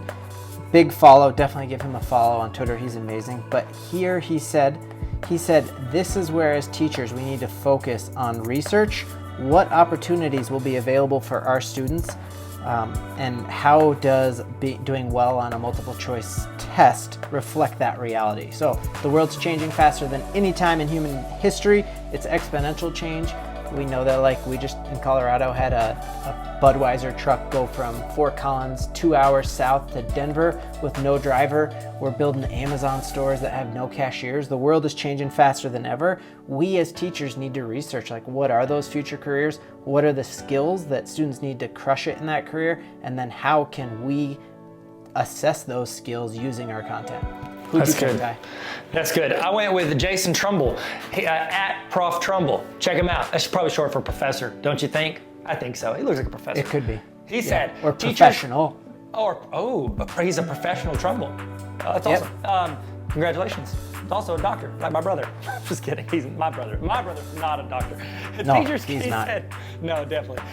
Teachers consider both soft and hard skills and incorporate them into the expectations we teach and assess. I love that. I love that he's talking about different levels of skills. You know, Jason and I, we're cut from the same cloth. Look at this. We had pretty much the same answer, both correct. The right answer. That's incredible. Absolutely. So good. So good. Okay, I'll hit you with the next question. You ready? Question 6. I am. Coming to you, Ben, says, what artifacts, data, or tools do you use from authentic assessments to drive learning in your schools? Do you say data or data? I say data. I say data when I want to be pretentious. Is this the situation where I should be pretentious? Yeah, I think so. Excuse me, Ben, what artifacts and data or tools do you use? Yeah, I think one of the biggest things that we can collect from this is kind of using authentic assessments as formative assessments for changing up our instruction. I think a lot of times with the multiple choice test, you didn't always understand why a student got a certain answer wrong. You just understood that, like, hey, the answer was B and they should have said C. So I think like in a video, when a student makes it, or a podcast, you really actually understand their thinking at a much deeper level. And you can actually use that formatively to be like, oh, my kid kind of understood this thing, but didn't 100% understand that thing. So that's the data that I always took from it, was like, how deeply did my student really get a concept? How about you, Tyler? That's excellent. So what I started doing was, and I'm going to try to stay in the realm of what I was talking about, where the students are creating it and putting it out on social media. Yeah. What they would do is we look at the analytics of the videos they're making. So when they put it out there, after a day or so, you can see how long they're engaging people in their video, and then also the communication that happens underneath it. And so we'll look at data tools based on like, what's retaining visitors to your video? Is it the length of the video? Is it the style? Is it how you started? And helping them not only to learn to make video and to learn the content, but also to keep the attention of the people in their video. Like hopefully we've kept the people that are still watching this, which I'm assuming we did, or else they literally can't hear us talking. So what question did you, or what person did you choose as? Yeah, their I answer? went with Miss Megan Randolph on this one. She talked about how important it is to carry forward that feedback with authentic assessment. So just the feedback that this gives teachers, kind of along the lines of what I was saying, just like that. You can use it as formative assessment. Everything is feedback, and feedback is not a bad thing. No, feedback. The more you communication in any role is always good. The more communication, the better. It's excellent. That's excellent. Okay, I went with Lori Wetzel. She said, my students are currently working on the Sphero Lift Challenge. Promoting, refinement, and video to support both have been fantastic. Of course it has, because you're a great teacher and you do great things in your classroom. That's right, Lori. That's a super Shout cool out, idea. Lori. She links to that on her website as well. Really cool. I'm more of an Uber guy, but what a cool authentic assessment to have kids program a Sphero as if it was a Lyft car. We know that actually Lyft and Uber are both trying to go driverless, and so that actually is something that probably will happen sooner than we think. Tyler, can I give one more shout out before we wrap this thing up? Yes, only if I can do the same. No, only you if I can't. can shout out Mia after you get done. Go ahead. All right, you can. So there is a person that everyone should go follow on Twitter right now, at Miss Peak Teaches, Caroline Peak. And this is so cool because I just did like a little Twitter, like clicking and clicking. She is actually pre-service teacher, so she's not even yet a teacher. She dove in and learned with us all, and this is her line. She said, we want our students to go from learning to living.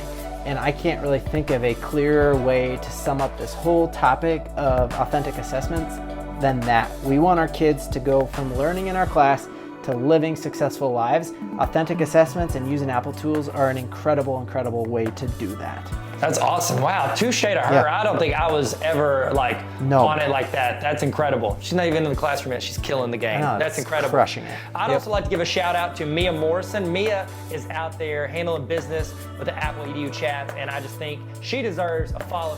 You probably follow her already, but if you don't, please check her out. She's doing a great job, and she tweeted about what we're going to do next week on Recap the Chat, starring Ben and Tyler.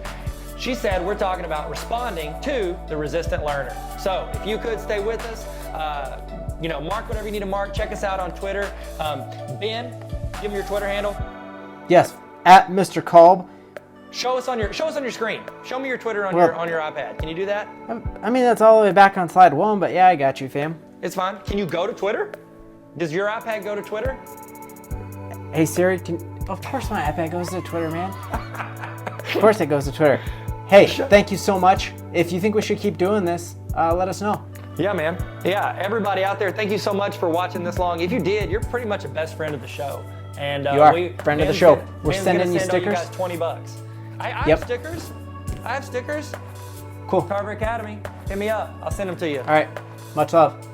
Thanks, All right. y'all. Thank you, guys. Y'all be good.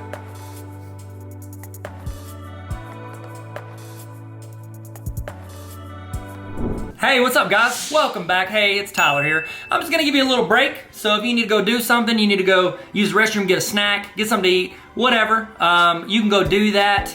I was gonna chat with you about some stuff, give you some time to do that and check in, maybe say hi. If you want in the chat, let's do a little check-in. In the chat, how you feeling? Toss in your emoji of how you feeling right now. Let's do a little emoji checkup, if you will.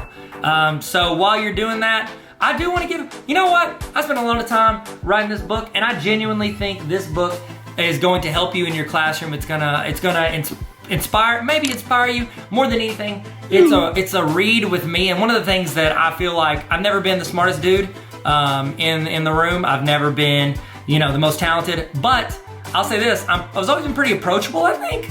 I've been approachable, and I think what this is, I've tried to be as relatable as possible. I'm talking about my experiences, things I've run into in the classroom, what I've learned as a teacher and as an administrator and as a student, what I learned. And so this is the Baller Teacher Playbook. If you're interested in checking this out, I recommend, of course I recommend, it's my book. It's not the best book on education, but I think it's good enough to help you in some way. It's got a lot of practical experience in it. I've got quotes. That's a do you boo-boo. I could have picked a better chapter. Here's one thing, I want to show you one thing that I did at the end of each chapter, because I know teachers, okay? I put in practical application, I put in reflection, because we know reflection is important, even though we never have time to do it, but it's got spots for you to write that in, so this is something you can work on by yourself or with your team. But here's the part that I did, and this is legit just for teachers. I don't know if you can see that. I put in, at the end of each chapter, I have a section called TLDR. That's internet talk for too long, didn't read. So what that means is, let's say you've got a team meeting, okay? Because there's 18 chapters in here. That means you and your team, or you and your building, you can go through a chapter once a week. You meet on your planning period, spend 10 minutes talking about what you did, what you tried, what worked, what didn't work, stuff to help improve your class and improve your students. Every week you can do that. Have you ever done this? In the chat, be honest, you ready? Have you ever had a team meeting where you're supposed to read something and you're walking over to the meeting and you're like, oh no, I forgot to read the thing I'm supposed to read that we're gonna discuss for like 15 minutes. So you just try to chill and hopefully don't get called on or get called out for not reading it. At the end of each chapter, I have a section called TLDR where in 2 to 5 bullet points, I summarize the chapter. So you could be walking to the meeting, you could read these 3 or 4 bullet points and be able to have a conversation about the entire chapter. There's stories in here, there's practical experience, there's ways that I messed up, ways that I failed, and then ways that I feel like I succeeded, and just talking through what I learned from both of those. And I would love for you to learn and grow with me. So if you want to check out that book, it's on Amazon. I'll have a link on the screen if you want to get it.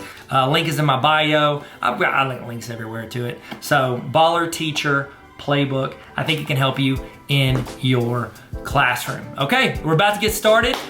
Kick back into it. Hopefully you're ready to roll, ready to go. And let's jump back in. Let's jump back in like Michael Phelps, okay? Well, does that work? Does that work? I mean, he jumps into the pool. That's what I was going for. I need to know more like high diver. High divers would have been better. I'll tell you this, we're gonna stick the landing like Carrie Strug. Y'all remember her? Carrie Strug, remember the Olympics? Georgia Olympics? Atlanta Olympics? Remember that? It's okay. It's a very narrow reference. All right, let's get started. Let's kick it off. Let's jump back in. Get your notes out. Get your screens pulled up. Get your coffee ready. Get your ice water. Your sweet tea. If you're from Arkansas like me, you know you like that sweet tea. And we're about to kick it off. Here we go. Let's get back in it. Let's get back in it. I'll see you guys. All right. Okay. I hope you liked it. I know it's fast paced. I know there's a lot going on, but hopefully it was quick and you got something out of it. This next session, for the rest of the day, we're going to be talking through different resources. We're going to talk about how we can use these resources in our classroom or in our school to get to know students. And this next one is actually a Create With Me session. I'm going to be creating a daily student journal. And the object of this is to help students reflect on their day, how to think about what they want to accomplish for that day, and then also hit some of the things that we should be thankful for as individuals. I think it's important that we do this and our students do this. And we're going to talk through how do we create that. And then also, here's the cool thing.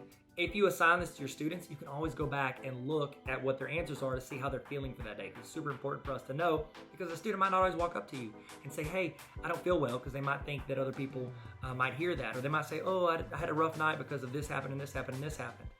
This way, students can connect and have a conversation with you without everyone knowing. So it's a chance for you to be more accessible for your students. So here we go. We're going to create a daily student reflection journal together.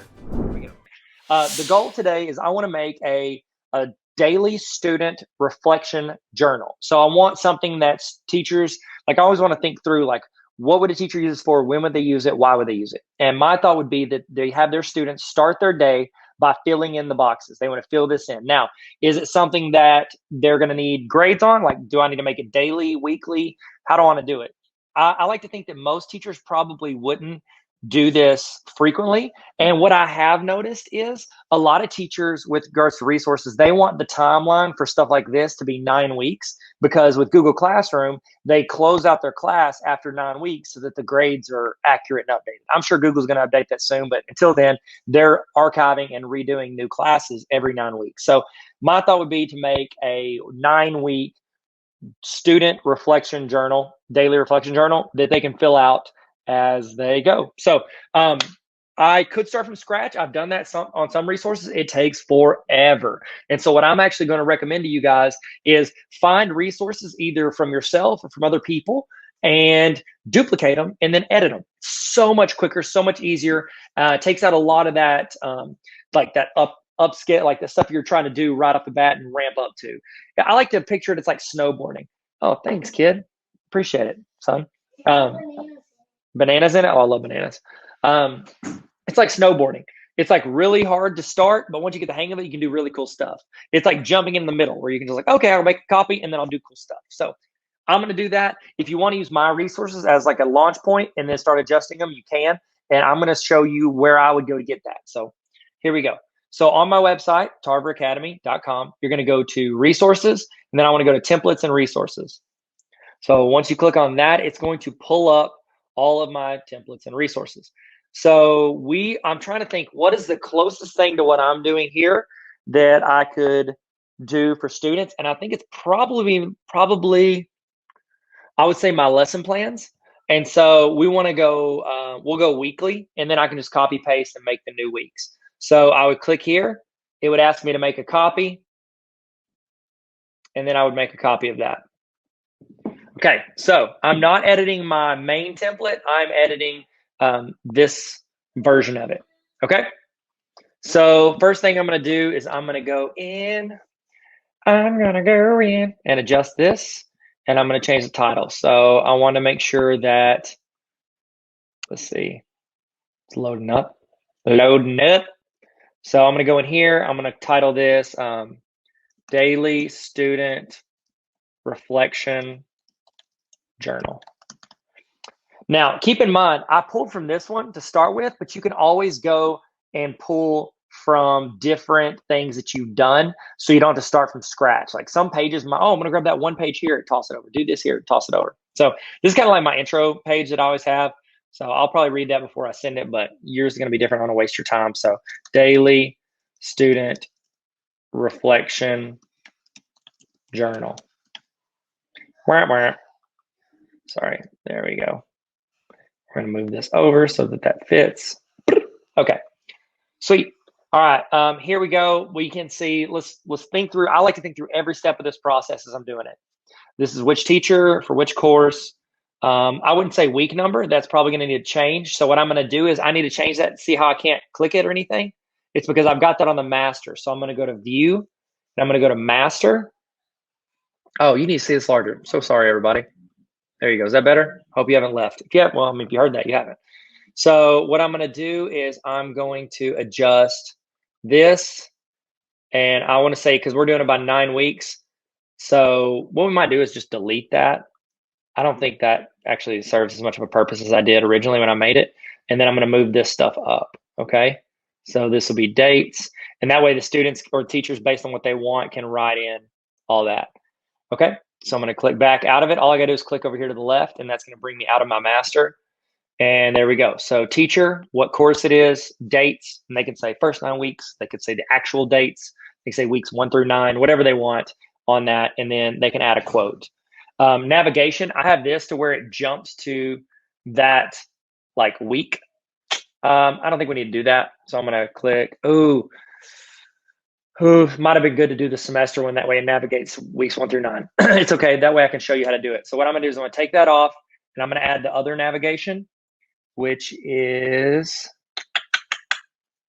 Let's see.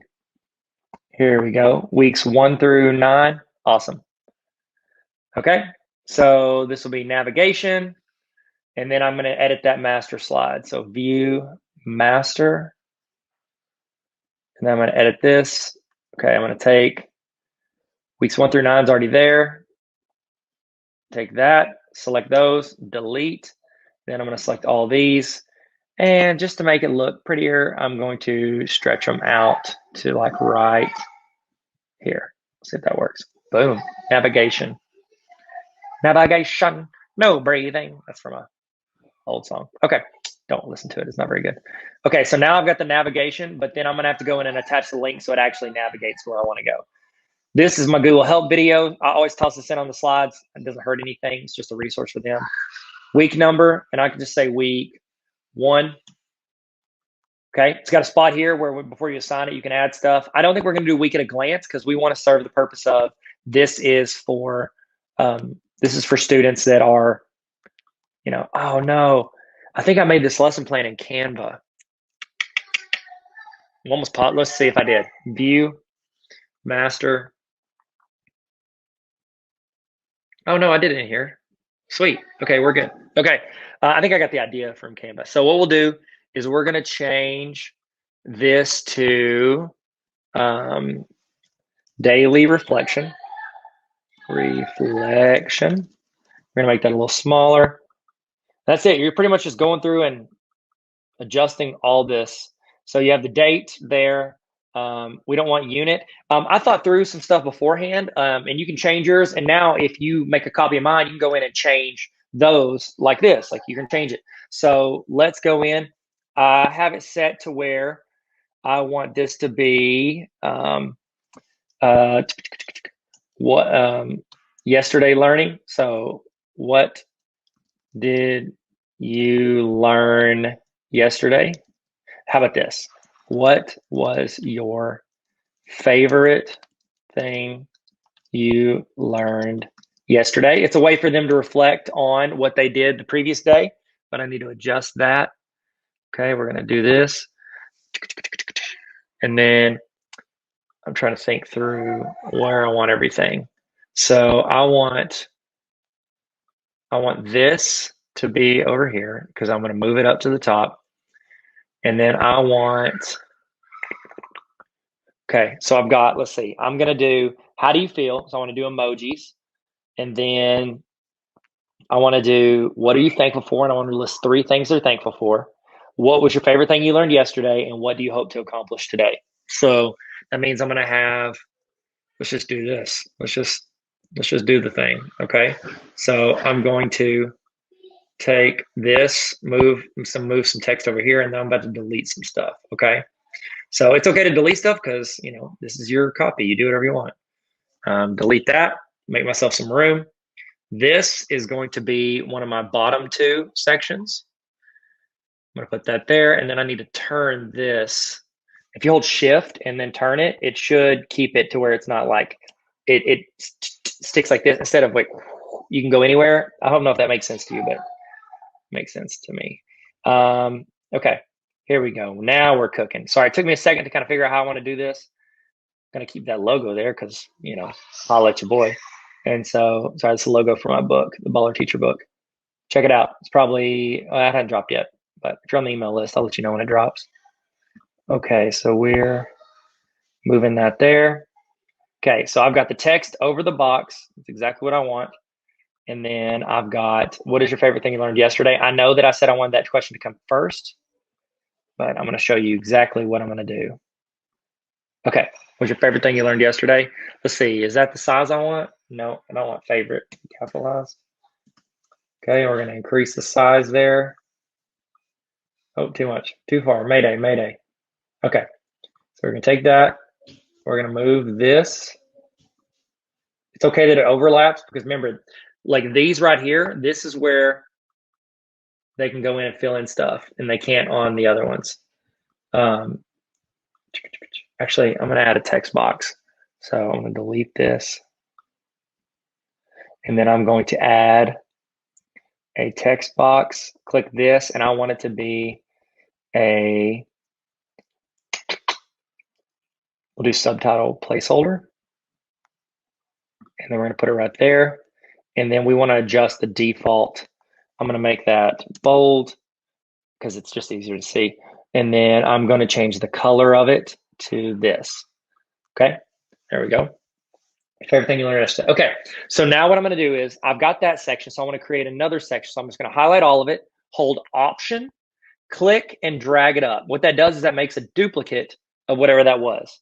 Okay, so sick. We did it. Okay. All right, so I want this to be excellent. So that's actually what I want there. I think I'm going to make this left align. So I'm going to align that to the left. If I go too fast, remember you can pause, rewind, do whatever you want. I'm going to align this one to the left as well. Okay, and we need to change this one. Favorite thing you learned yesterday. And then this is, what do you hope to accomplish today? Okay. And again, if you don't like these questions, I've shown you this so that you can go in and adjust them later and make it the question you want. Okay, so we got that. Now let's go and we're going to drag this stuff back over. Okay, I don't want any of this. I'm trying to think if I need anything to put there. I don't, so I'm going to delete that. And then I'm going to take, say I want to do top 3 from yesterday. So we're going to do top 3 things we loved. We're going to take this. We're going to move it here. I think I have a better option here. Watch this. Okay, so I've got something that I've done. Let's see if I've got it in here. Because I've done this. Yeah, here it is. Here we go. And then I'm going to take this and I'm going to copy. And then I'm going to go back. You can copy across master slides. Keep that in mind. So I'm going to click here. And I'm going to toss that there. And I'm going to toss these in here. There we go. And this is what I call the thankful section. Oh man, I should have gotten the boxes. Oh no, wait, we don't want boxes. We just want to move this. Top 3, and we'll do numbers. There we go. Okay. Figuring it out. Sorry. Now I don't want this to be long because I want them to just make it short and sweet. Like, what are you thankful for? And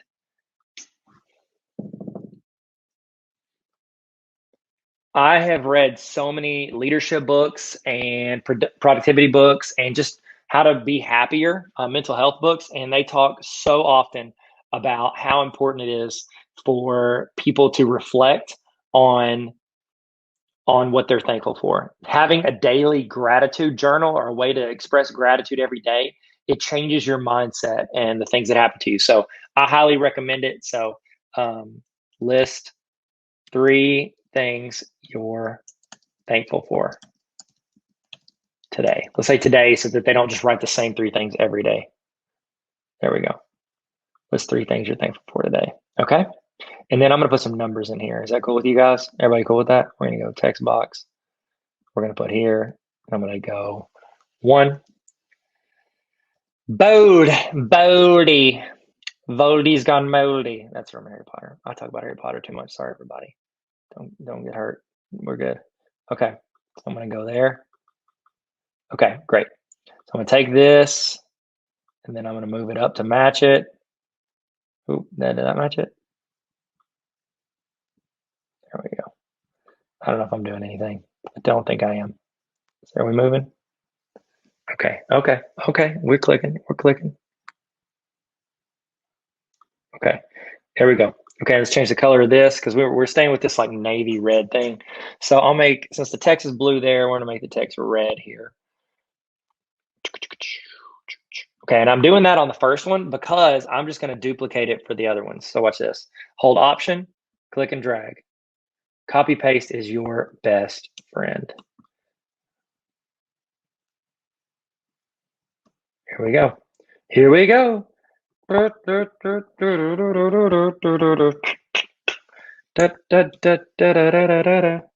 that a song? I feel like it is. In the comments, let me know what song it is.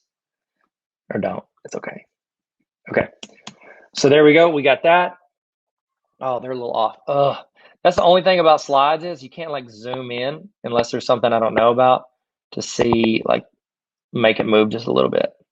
Just a little bit. Here we go. We're moving. Okay. I think that's good. I think we're lined up. Okay. 3 things you're thankful for today. And then the last thing I want to add in, how do you feel? So let's say, let's do a how do you feel today? So I'm going to make a copy option. Oh, and copy option. Okay. How are you feeling today? Okay. And then I'm going to change this around. We're going to make this box. No, let's not do red. There's a lot of red at the top, so we'll keep it as is. Sorry. Okay. How are you feeling today?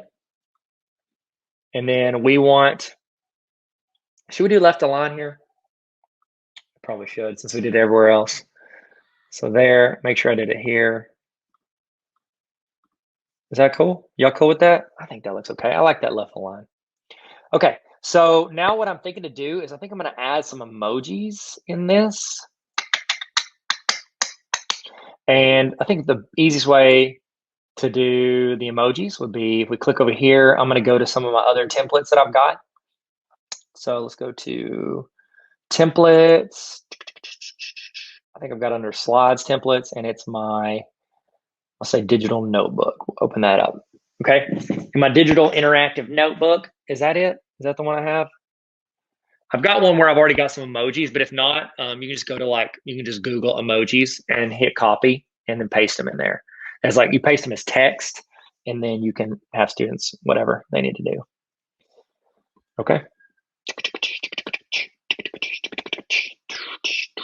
I'm trying to think, should we put a circle off to the side? That way they can drag the circle on top of whatever they want. Maybe we will. Maybe we won't. I don't think it's under this one. I'm going to check because we're this far into it, but yep, I was wrong. It's not this. It is, what resource was it that I did that? To-do list, weekly lesson plan, not it. Digital notebook, intro slides, lesson plans. To-do list, maybe? What was it? Was it digital intro notebook? What was it? I'm sorry. Let's see. Daily to-do. Maybe it was. I'm sorry. Maybe it was. Maybe I just gave up too soon. What was it that I did that for? We might have to just go find the emojis and put them in. It was something where you put a scale. No, it's my bell ringers. That's what it was. My bell ringer template. Okay, we're going to it. I got it. Resources. And it's probably under bell ringers. Is it on checklist?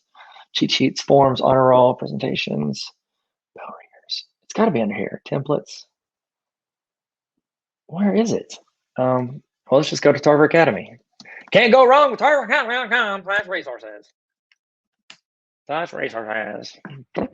Man, I got to put that in that resources folder. Easier to find. Where are you at, T? Where? Oh, I know why. Because no, is that why? Is it because I said horizontal? I need vertical? No, that's not it. Template slides. I'm sorry. I'm really shook. Templates on docs. Slides. No, it's okay. We'll go here and we'll make it and we'll find it. Okay. So bell ringer. Where you at, little buddy? Did somebody scrub my bell ringer work? Quote of the day template. I don't even know how to talk. There we go. So we'll do weekly. We're going to make a copy. So is it under quote of the day? Full semester, we want just a weekly one. It's going to be less. The reason I'm doing weekly instead of semester is because it has got less. The file size is smaller, so it's easier to load up on my computer, which is running my camera. Maybe let's look for quote of the day, see if I did it correct here. Nope, I'm gonna have to add that in there. So sorry. Please forgive. Please forgive me. Okay. Okie dokie, load up.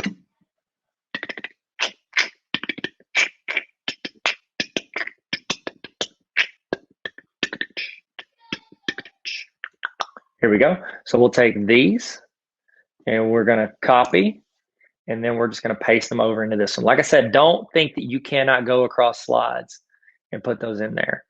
And so we're gonna go ahead and post these, and we're gonna do this. And then, do we want people to say they feel like trash? I mean, yeah, I think a teacher should know that. Like a teacher, I mean, don't try to, I think one of the problems is like I'm a pretty positive person anyways. Like I stay pretty positive, but I don't think that we should constantly like think that we have to be only positive because sometimes people are feeling down. And it's good for a teacher to know that so that they can help them. Okay, so let's think this through. So if everything's right, they should be able to fill it in right here. We need to make a circle that they can drag over the top. They should be able to fill in here and fill in here. So let's click off of the master slide. Okay. Here we go.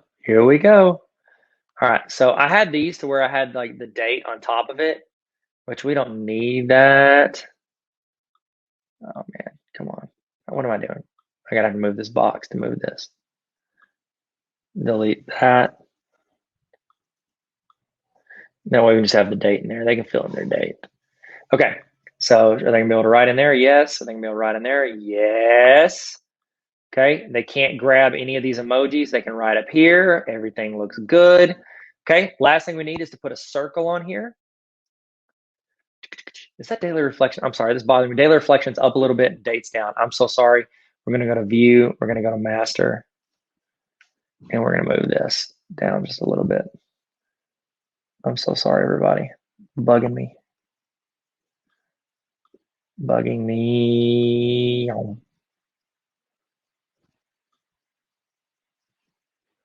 Okay, looks like it's good. I think we're good. That's good enough. At least it's centered. Okay. All right, so we have week 1. We don't need this. Big wins from the week. You could do that. Should we keep that on there? I mean, I'll leave it on there, and then people can take it off if they want. We need to put it at the end, though. So this will go up here. I'm going to delete the rest of these because I don't want to have to readjust those. And then let's do end of week reflections. That's not bad. We can keep that in there. Big wins from the week, end of week reflections. Okay, we'll keep those 2 on there. Okay, and so we need to add the circle. And let's do here, shapes, and we'll do a circle right here. And then we need to go and make it transparent in the middle. And we want to do circle this. We need to make it a thicker line. So we're going to go here and probably put like 4. That's pretty good. Let's see. Does that look like a circle? Okay. And then they can just drag it over how they feel. How's that? That's pretty cool, right? And then what we're gonna do is we're gonna give a little bit of instructions off to the side. So I'm thinking we create a box. We'll just do this. And then we'll say inside of it, we'll say drag the circle over the emoji of how you feel today. Don't forget. Should we say something like, don't forget, let your teacher know if there's anything they can do to make you feel better? I don't know. Maybe that's not appropriate. If you want to add that, you can. I just don't think I'm going to make that call for everybody on the template. Okay, we'll do that. I'm actually going to move it up here. Nope, here. There we go. Here we go. Okay, so I always like to give instructions. It's one of the things I love about doing this vertical one is that you can give instructions off to the side, and I think that is super dope. So let's change the font to what we like. We like this Montserrat. I don't know how to say it.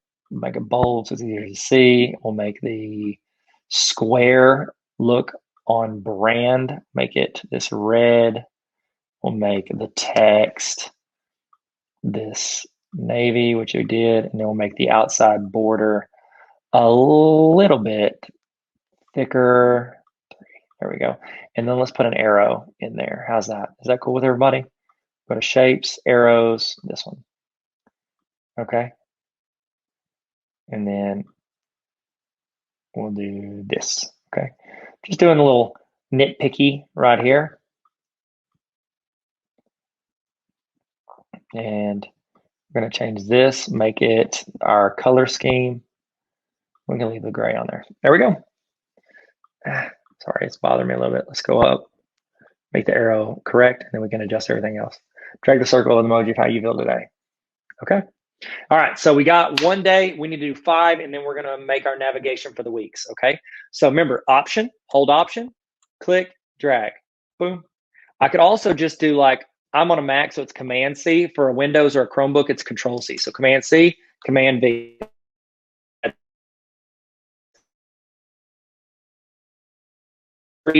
Okay, so that's week 1. So now what we're going to do is we need to make 9 weeks of it. So I'm going to select the top one. I'm going to roll down, and I want to include my end of week stuff. And then I'm going to hold Shift, click, and that's when you click, let go, and then you hold Shift and you click the bottom. It selects everything in between. Now I'm going to copy. And so now I want to place right here on the last one, hit paste. So that's 2 weeks, 3 weeks, 4 weeks, 5 weeks, 6 weeks, 7 weeks, 8 weeks, 9 weeks. Now, they could always go in and delete that. Maybe we shouldn't do this. I think we're going to do weekly instead of 9 weeks. I'm trying to think, because you would probably want to give a grade on it every week. We're checking, you know what, let's do 9 weeks, and if you want, they can delete it down. That's what we're going to do. That way, you can always give them more, and they can always cut it down. Okay, so there's week 1. We need to scroll down and get, sometimes I like to change the view, so I'll go to view and then go to, well, then I can't edit the number. So we're going to go in here. We're going to make this week 2. Okay, let's scroll down and get week 3.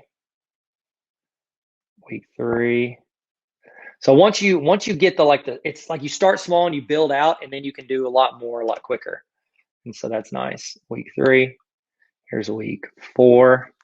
And we're going to roll down to week 5. And then we're going to go 6. This is nice because I did do 18 weeks. Oh my goodness. That bell ringer resource took forever because I had to like create content inside it. And every single day I had to change to a different video. What I do is that 6, so that's 7. Is that right? Make sure. Nope, this is 8. Why didn't y'all say anything? Just kidding. You're watching the video after the fact. It's not your fault. This is on me. Okay, and this will be week 9. Okay. Boom. Okay, so we got 9 weeks. Now the last thing we got to do is we got to build out a navigation bar. Oh wait, I got an extra week in here. Did I miss one? Let's see. Now I'm going to go to view, and I'm going to go to grid view. That way I can see it all at once a little easier. So here we go. So week 1, week 2, week 3, week 4, week 5, week 6. I skipped 6. That's on me. That's on me. View back to take off grid view. We left out week 6, and watch how I'm gonna put it in there. We got week 6. I'm gonna take week 6. I'm gonna highlight it all. I'm gonna copy. I'm gonna delete. And then I'm gonna move up to where I missed it. That's 5. So week 6 should go right here. Hit paste. Make sure we didn't overlap the wrong page. So we're good. Boom, 6 is in there. So we're rolling. Here we go. Week 7, 8, 9. Here we go. And then I got my little hello at the end. So we're going to change that to daily reflection journal. Bye, Tyler Tarver. I did that. Bye, Tyler Tarver. Okay. So there you go. Okay. I think that's pretty much it. Let's see. I think we've got everything we need. Oh, no, navigation, guys. Y'all gonna let me go without navigation. So here's how I do the navigation stuff. You want them to be able to click on this and then jump to that week. Here's what I would do. I create a box. So we're gonna do a shape, and we're gonna do a box, and then we're gonna go right over the top of this. Okay. And then, so I'm over the top of it, and then I want to make it fully transparent. So transparent outside, transparent border. So it's like essentially an invisible box. Now, what I can do is I can right click, or I can actually hit Control K if you're on a PC or Chromebook, Command K if you're on a Mac. You can make it a short link, and then I want to link to a slide in this presentation. So this would be week, or they all say week 1? No, there they go. Okay, so cool. So we want to jump to week 1, boom, apply. So now I've done one of those. I'm going to copy. Actually, I can just hit Option, hold Option, drag, and drop. Option, drag, and drop. Now that I've done 3, I'm going to take all of them, Option, drag, and drop. Option, drag, and drop. Now, they're all going to go to week 1 as of right now. So I'm going to go in and I'm going to edit them. And I want to change them to the weeks they are attached to. So this will be week 2. So week 2, apply. We're almost done. We're on the last leg. And then I'm going to show you how I would set it up to where people can automatically make a copy. So week 3. Thank y'all for joining me on this journey. And I'm sorry to see looking at the side of my face. I usually put it like in the middle of my screen, but didn't do it. While I'm doing this, did you guys know that I am scheduling a ton of virtual PD for anybody that wants to attend? So essentially what we'll do is I'm going to film 42 sessions anywhere. The minimum is 3 hours. I think the maximum, I've got like a 3-day conference that we're going to do. It's like a digital educator conference. And all of them are going to be available for free at least once. Actually, I think my Google level 1 and Google level 2, I'm not going to do free once. So I'm going to just do two different times if you want to join those. But everything is going to play at least once for free. So you can join that. And then I'm going to have it's going to play 2 other times. It's like a premiere, so people can join in live.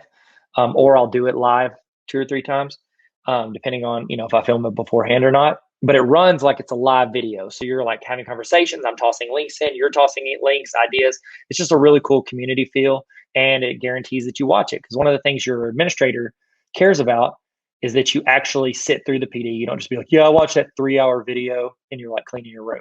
They want to be able to see that you actually participated. So it only runs live. Now,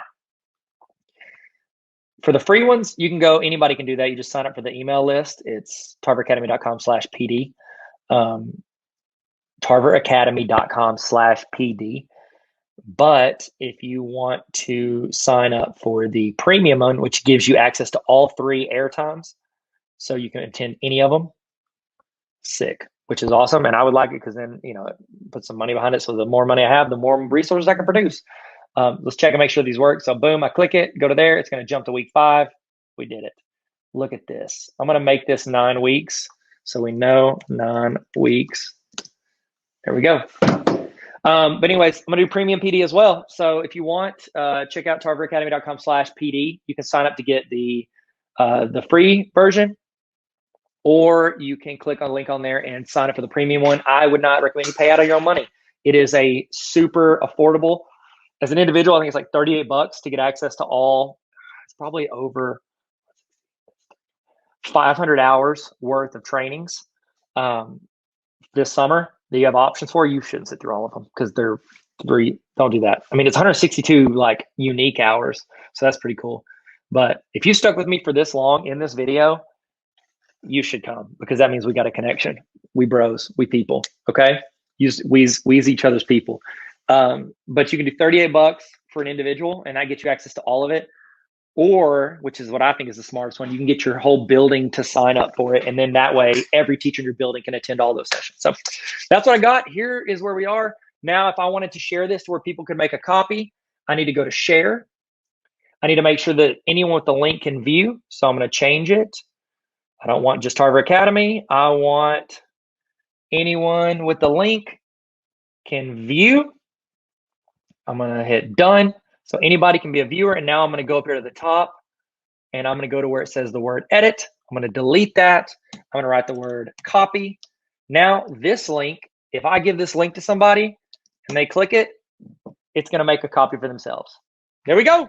Okay, so we just created that. Now I want to walk you through how can we assign this to our classes. So it's a full teacher walkthrough on how to assign the daily student reflection journal in your classes. So you may not use the Google Classroom LMS, but you can apply this to the LMS you do use and look at how it can be assigned and how you can monitor your students through using a daily student reflection journal, whether you made a copy of the one I had or you created your own with me a few seconds ago. So here we go. Let's walk through. I'm going to walk you from like getting the resource to uploading in the classroom to any thoughts I have on the process of assigning this. Okay. So what you're going to do is you're going to go to tarveracademy.com, and you click on resources. Okay, if you're on the honor roll, which you probably are if you're here, you can go into the membership side and click on it as well. You can watch the walkthrough there.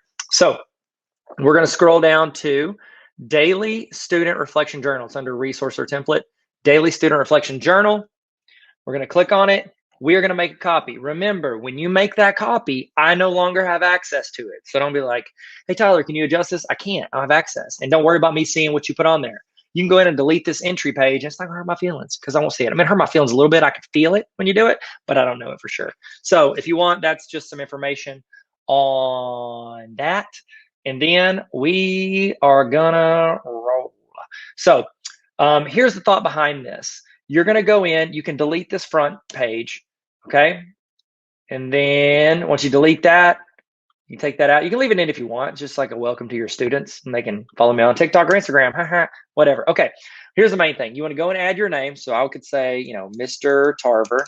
You could say, you know, 8th grade history. Add that on there. Dates. I set this up originally as in 9-week chunks because I found it that a lot of teachers, because I was doing weekly and I was doing full semester, but a lot of teachers are going to clear out their Google Classroom and start a new one every 9 weeks because that allows the grades to reset. You can adjust it. It's just copy, paste, or delete, and you can adjust it, but I've got it set up originally for 9 weeks. So we could say first 9 weeks. And then a quote. What's a good quote? What is it? Be the change you want to see in the world. You can put whatever quote you like. I like man in the arena. That's my favorite quote. But you guys know I love quotes, bell ringers. Who said this? I don't know. We'll give credit to Teddy. Ben Franklin pretty much said everything, right? This is not correct. Don't at me. I'm sorry. So there you go. This, remember, you don't want to get specific based on student. This is what we're going to create a copy for every student from. So keep in your mindset, this is generic. It's specific enough to be my class, but generic enough to be applied to every student. Okay. Then you go to this one, important links. If you want, you can add like your grade book, put a link to that. Or not grade book, like in Arkansas, they use TAC, eSchool, whatever. You can link to that. You can link to other websites you like. Say you like Crash Course on their YouTube. You can link to Crash Courses. This is just for you to be able to put like links they can refer to. I put this at the front of every single assignment because I feel like it's really good for students to be able to go and have like a hub they can always refer to. All right. This right here is navigation. So as you get going, I don't want them to have to scroll a lot. They can just click on it and it'll jump to whatever week it is they're working on. So it's kind of a navigation bar. Again, you can delete that if you trim it down to like 1 week. That's fine. But here we go, Google Help videos. These are links to tutorials for students. I kind of geared it around. These are the main things that students struggle with. And then we roll into this, okay? Week 1, you can add information there. Remember, you're assigning it for the whole 9 weeks. So if you can plan ahead and see things that they need to do, or you can just type something encouraging in here. Say, looking forward to our first week together. Please don't hesitate to contact me for anything. Okay. And then I'm going to spell hesitate correctly. I'm going to get blasted. You can say whatever you want. Put that in there. It's kind of like your notes page for them whenever they hit it. Remember, you're not going to be able to bulk edit them. I think there's an app I heard about recently. I'm going to check out where you can, but I haven't tried it out, so I don't want to vouch for it. Okay, so let's go into what a student is going to do. And if you want to, you could actually start at this part of the video and show this to your students so they can see what's expected of them as they're filling out their daily journal reflection, okay? So here we go. This is what it looks like. This is what it looks like. This is a day on it. Now, they can pick under date if you want. They can just put Monday. I like them to say Monday, which, let's see, January 4th, okay? There you go. And they can say 2021. Do we got room? Yeah, we do. Okay, so whatever you want, you choose, tell them, and then they can follow through on that. You're not going to need to fill this out. The students would fill this out, okay? So keep in mind, you would have stopped right here, and then we'll do what we're going to do later, but I'm showing you how to fill this out. And also, if you're a student, I'm showing you how to fill it out correctly. Next thing you do is, how are you feeling today? This circle moves. You click it, drag it, and move it over the emoji of how you feel. Then you want to add 3 things you're thankful for. This is super, super important for you to daily think of what you're thankful for. It changes our mindsets. A lot of people, you've probably met people that have a negative mindset. This is something that allows you to kind of reframe every day and think, you know what, there are things I'm thankful for. You could say, and you want to mix it up every day. You say like my family, you know, my English grades, you know, whatever it is, you can put that in there and adjust it. Okay. Add 3 things you're thankful for. Next is, what was your favorite thing you learned yesterday? It is very important for us to reflect on what happened yesterday. How many times do we wake up in the morning, we have no idea? I don't even know what I ate for lunch. I don't know who I talked to. I don't even know where I am right now. You want to go in and think about what's something I learned yesterday, and tell the students it's okay to look through your notes. Go back and refresh. It's going to automatically make them look into what they were doing and maybe kickstart that for today. So they would just say, you know, I liked learning about slope. Rate of change is cool. Change, let's say, is fly. You get it? Because it can, okay. All right. Then what do you hope to accomplish today? I'd like to make up missing assignments. Okay. And they fill it out. They don't have to write full paragraph unless you want them to. I think it's better. The short and sweet is really nice. And remember, your teacher is going to have access to this right here at any time, even before you turn it in. So if you're on there and you say you need to notify your teacher, what if you're in here and you're like, you know what? I want to tell my teacher about this and make sure it's correct. You can highlight it, right click, and then go to comment. And then if you type the @ symbol, just like how you tag people on Instagram, you can put the @ symbol and then put your teacher's name, Leanne Pinkerton. And then you could say, is this right? And then you can assign it. That way it will email your teacher and you can ask them those questions. So that's a really cool feature that you can do using Google stuff. Okay, so you can add comments. Don't restrict yourself to think that this is a one-dimensional thing that you're working on. I don't know if that's the right term, but there we go. Okay, so I'm going to delete these because if you're a student, you can stop watching now. Teacher, if you're playing this for your students, they can stop watching it. But then I'm going to show the teacher how to go in and actually, I'm just going to hit undo. I'm going to show the teacher how to assign this to everyone. So if you're a teacher, stick with me. We're about to assign it. Take the date out, and then I think we're back to normal. There we go. We can take all this out. Okay, remember, we're keeping that in. We do need to spell hesitate correct. Why does it keep doing that? Okay, now we've got our template. I'm going to call this, and you can label it, let's say 8th grade history, first 9 weeks. Okay, and then I'm going to delete this, just delete this. There we go. All right. Now, what do we do from here? How do we assign it to our students? If you're using something besides another LMS besides Google Classroom, I can't really help you, but if you are using Google Classroom, that's where we are going to go. So we're going to go into Classroom. I've got my History of Magic class. I'm going to go to class work. Okay. Then I want to go to create, and then I'm going to create an assignment. Okay. Because they are going to get a grade for this. So this would be first 9 weeks. And this would be our daily journal reflection. And then you want to give clear instructions. Say, every morning, go into the day. Every morning we'll say this. Let's number it. I love numbering things. Every morning. 1, go to your journal. It's attached. Then you say, fill in your thoughts / reflections on the day. Then you say, do not turn in yet. 4, after we've finished the first 9 weeks, turn it in. It is for a grade.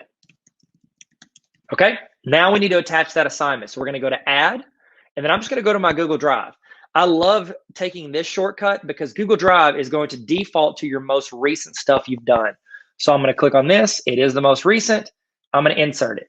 Now, this part is important, you guys. This is very important. Y'all ready?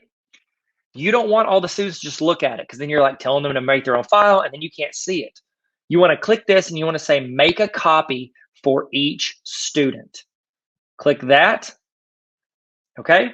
Now, how many points? This should be worth a lot. Let's make it worth 200 points, not 0, 0. 200 points. Due date, we're going to pick the end of the 9 weeks. So let's say 9 weeks ends. When does 9 weeks end? Let's say it ends March 31st. I don't know when it ends. We don't have to put a time. We'll just put that date. And then the topic. This is something you don't want to put it under like a week or a module. Because there's 2 ways that a lot of teachers do their topics. And if you don't do topics, you need to do topics. They're super important. They'll do it either by like chapter and module, or they'll do it by like, these are all week 1 things. These are all week 2 things, or even by the day. So time or by like chapters or organization. Either one of those, I recommend this is its own topic. You can title it Bell Ringers. You can title it Daily Reflection. Honestly, I'd probably put it under Bell Ringers if you've already got Bell Ringers, but if not, you can put Daily Reflection Journal. Make it its own topic. That way it's easier for them to find. Okay, and then I can assign it for that class, all students in that class. Boom, I've assigned it. Now, what that does is, remember, it's going to make its own copy for every single student in the class, and you can go in and look at what they're doing at any time throughout the semester. So if you want to check on like week 3 to make sure they're taking it serious, they're actually filling it out, all you'd have to do is you could go to your classes, and then over here in the bottom right, you see that folder? You're just going to click on that folder. And then you're going to find that assignment and you're going to be able to see every single student's journal and look at it at any time. Let's see, where is it? There's digital notebooks, template. There it is. Journal reflection. It's going to create it. It's already assigned it to all of the students. And I can go in and look at Draco, Harry, or Ron and see how much they've completed at any point throughout the 9 weeks. So those are my thoughts on how to implement this. I hope this helped. I hope this was helpful for you. If you have any questions, hit me up. If you're on the honor roll, you can hit me up and I can go through the mailbag. You've got it on the email and you can ask that question. Hope y'all be good. Stay sweet. If you want to subscribe, you always can. Holla at your boy and never stop learning. Peace, guys. What up? Welcome back. Hey, Tyler here. How are you doing? How you feeling? In the chat, let's do emoji check. And how are you feeling right now? Have you learned? Oh, no. To this point, what is something that you are going to try in your classroom or implement that you might not have wanted to, an hour or 2 ago? What is something you're wanting to implement in your classroom? Put that in the chat right now. I'd love to see it. I know the other people in the chat would love to see it. I know it'd be some great input. So throw that in the chat and then you can also copy paste and put in your notes just so you don't forget. Make sure everything you're doing, you're keeping notes of. Keep links to it, all of it, because I want you guys to be able to access and actually make your classroom better. I've sat through enough PDs in my life, professional development in my life, that I don't remember one thing from. I pray that you walk through this. I am hoping that you get something out of this training that you can take and use, once a day, once a week, once a year, once a decade, something that you use and implement, whether it's a mindset or a skill set or just any type of framework to build your classroom and make things better. Okay? Speaking of making things better, making ourselves better, I do want to give you, some thoughts on something that I offer, a community that we have at Tarver Academy that I think could add you a ton of value. It could help you get better all year. Because right now we're getting better with PD, with professional development. Hopefully you're getting better right now. This summer you're gonna hopefully glean some information, some knowledge, some experience, and you're gonna get a little bit better. I want us to get better all year. I want us to get better all throughout the year. And here's the thing with teachers. We do not have time to go sit through a 6-hour professional development once a week. So what I did was I created a community called Tarver Academy. And it was based on teachers telling me they wanted resources. They wanted a continuation of these trainings, of templates, of resources. They wanted to be handed to them, because if you go out and search for it, you're gonna find random stuff. They wanted stuff that could be applied to their classroom, that they can sit there, bite-sized professional development for busy teachers. That's Tarver Academy on a roll. And I would love for you to join if you want to. If you don't have to, don't pay for it. It's not very expensive at all, but I don't want you to have to pay for it. I would rather you use your district's professional development money. So if you want, have them go in, order that for you. Hey, here's the deal. Okay, let me be real with you. So you are signed up for the premium summer PD. Okay, either you signed up for it yourself, your principal, your administrator signed you up for it, or your district or your co-op.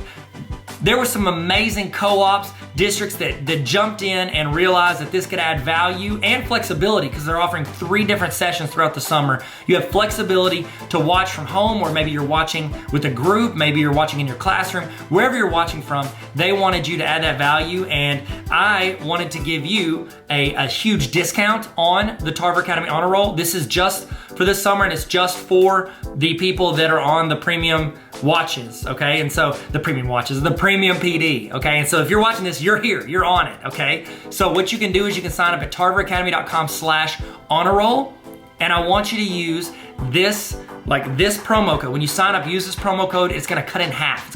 And it's one time for the full year, and it's gonna cut in half. Remember, use your district money if you can. So just write the promo code down, or put it in there and then get reimbursed, whatever you need to do. The promo code is premium because you've signed up for the premium summer PD, and so I want to give you half off. So what that is essentially, you or your district or your co-op or your building paid for the summer PD, and so what it is, you get half off for these honor roll resources that come to you every week for the entire year. They essentially, it paid for more than, it paid for half of this just because they signed you up for it, or you signed up for it. So it's actually a better deal than if you just like straight up bought it. But you'll get access to these trainings anytime you want throughout the entire year, plus anything new. I'm gonna send you something every single week to help make you better in your classroom, because when you get better, your students get better. In the email, every week, you're gonna get either a template, a resource, you're gonna get a short PD video, professional development, a training to show you how to do something you might not know how to do, or reinforce something you're maybe already trying.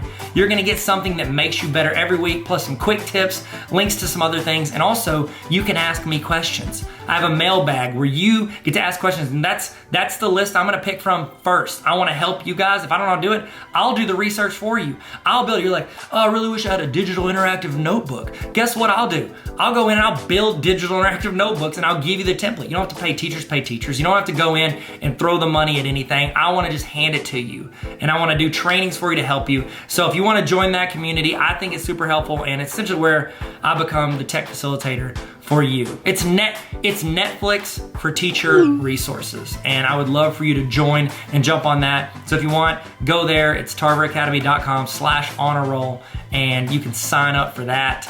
And I think it's just going to be a huge. It's going to be a huge help to teachers throughout the year who have a lot going on and not a lot of time, extra time to go out and do it. It's like as teachers, they always give you more stuff to do, but they don't give you like, oh, here's like an extra 3 hours a day to go out and do whatever it is you're going to do.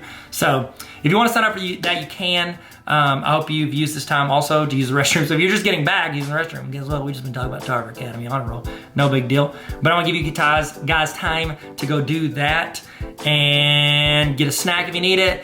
Whatever you need to do, we're about to kick back into, we're about to jump back in it. We're going to fall into the gap. Man, do y'all remember that? That was a good campaign. That was memorable. Wasn't it? Memorable? Yeah, sure. Okay, so we're about to get started. We'll get started here very soon, and we're gonna jump back in. We're gonna keep learning. All right, let's do it. Let's go.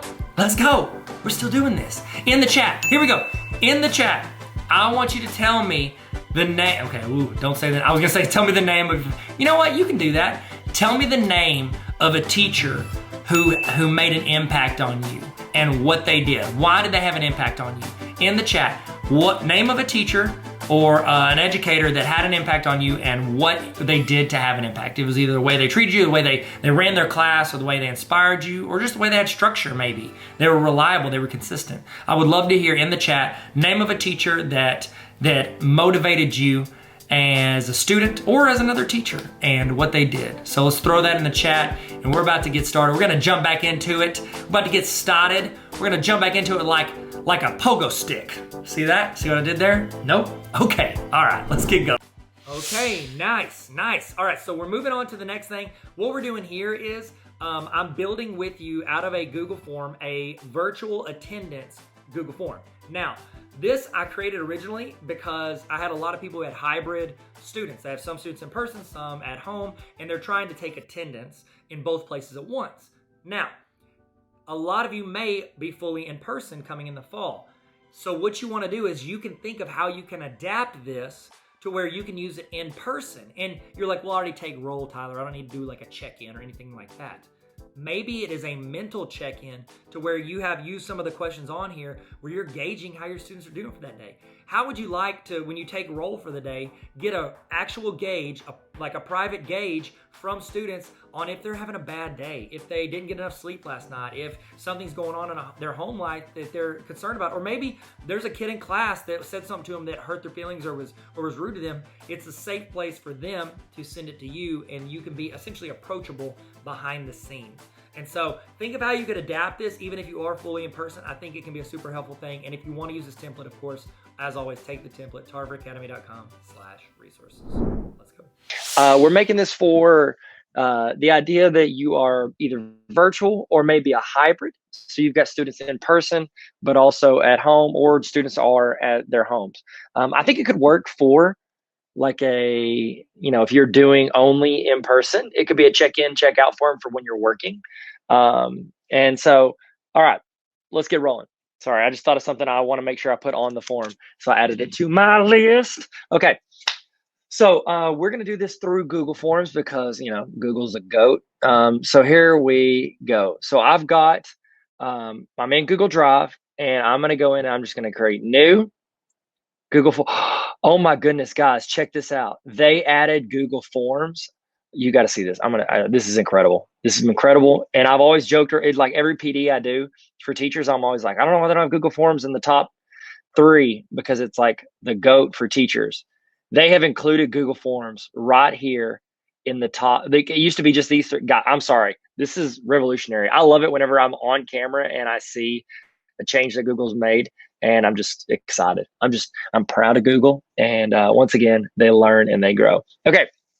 Now, there's 2 schools of thought on this. Sometimes they will think that it's best to put all of this, the check-in, check-out, on the exact same form. That's how I would do it, just because I would want it in one place.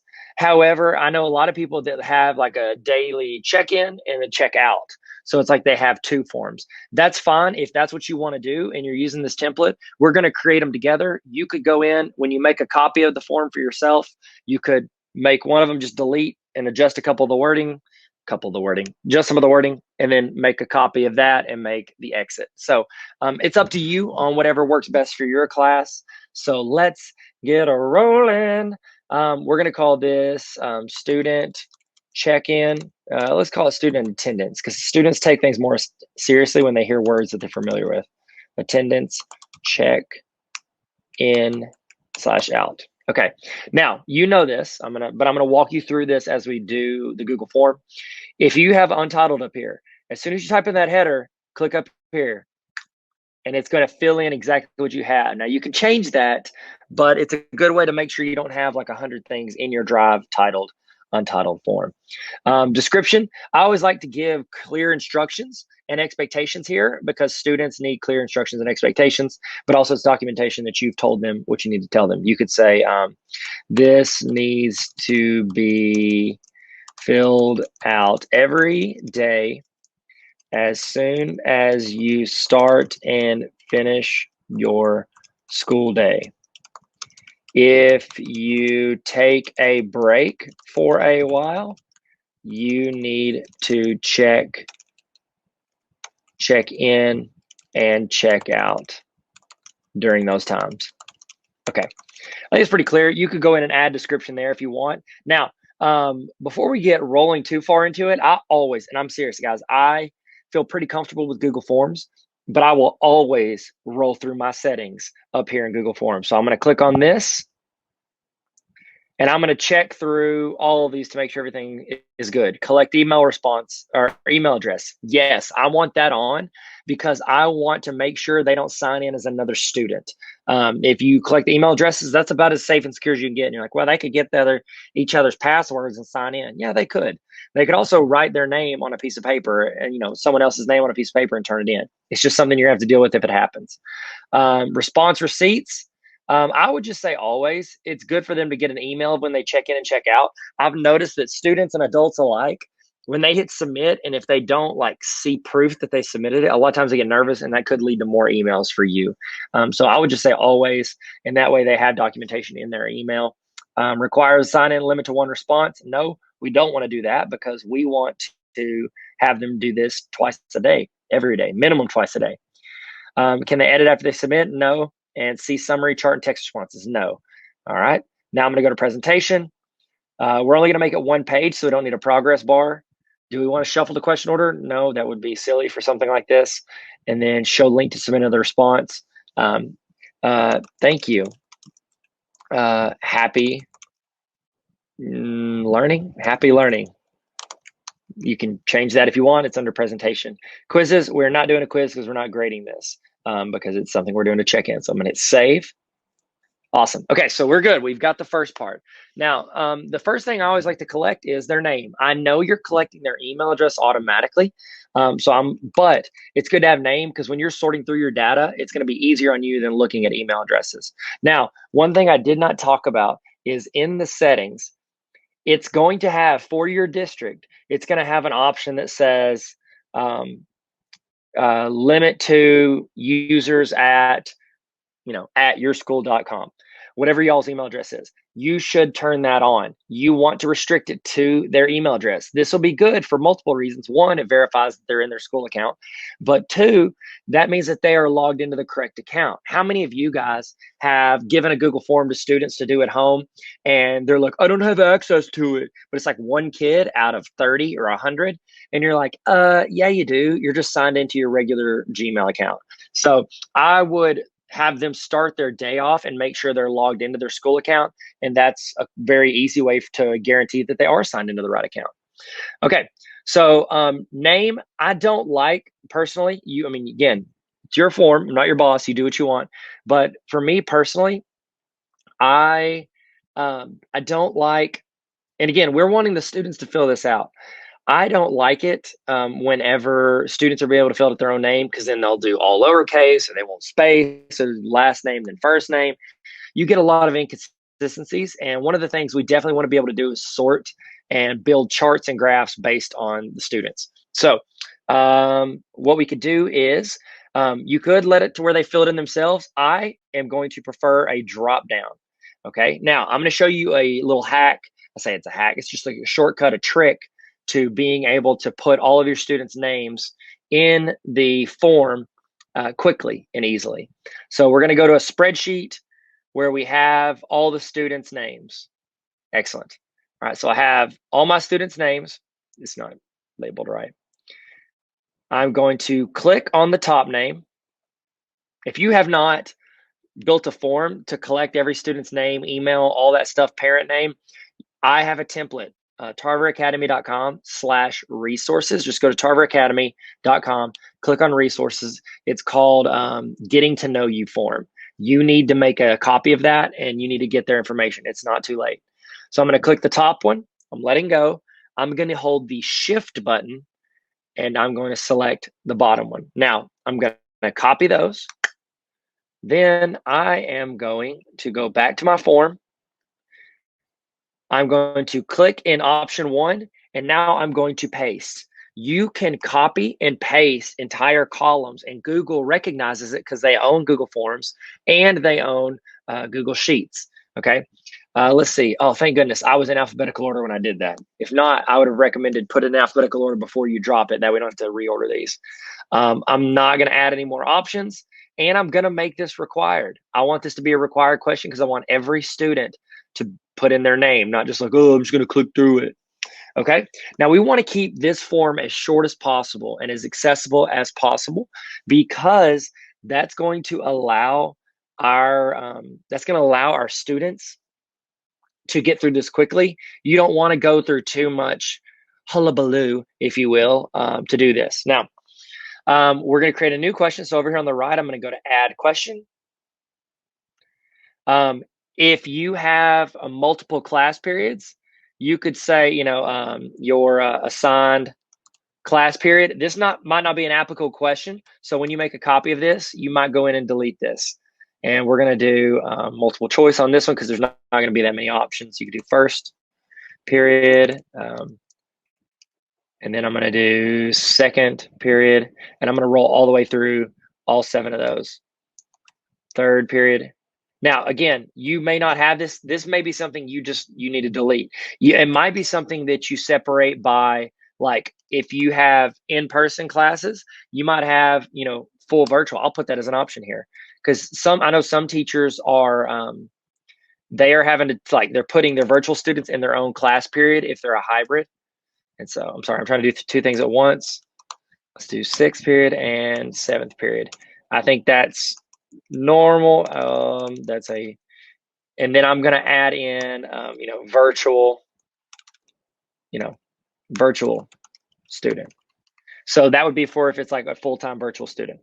Again, you might delete that if that's not something you feel is applicable. Okay, make that required. I think everything on this is going to be required if you're going to ask what I would do. And that's exactly what I would do.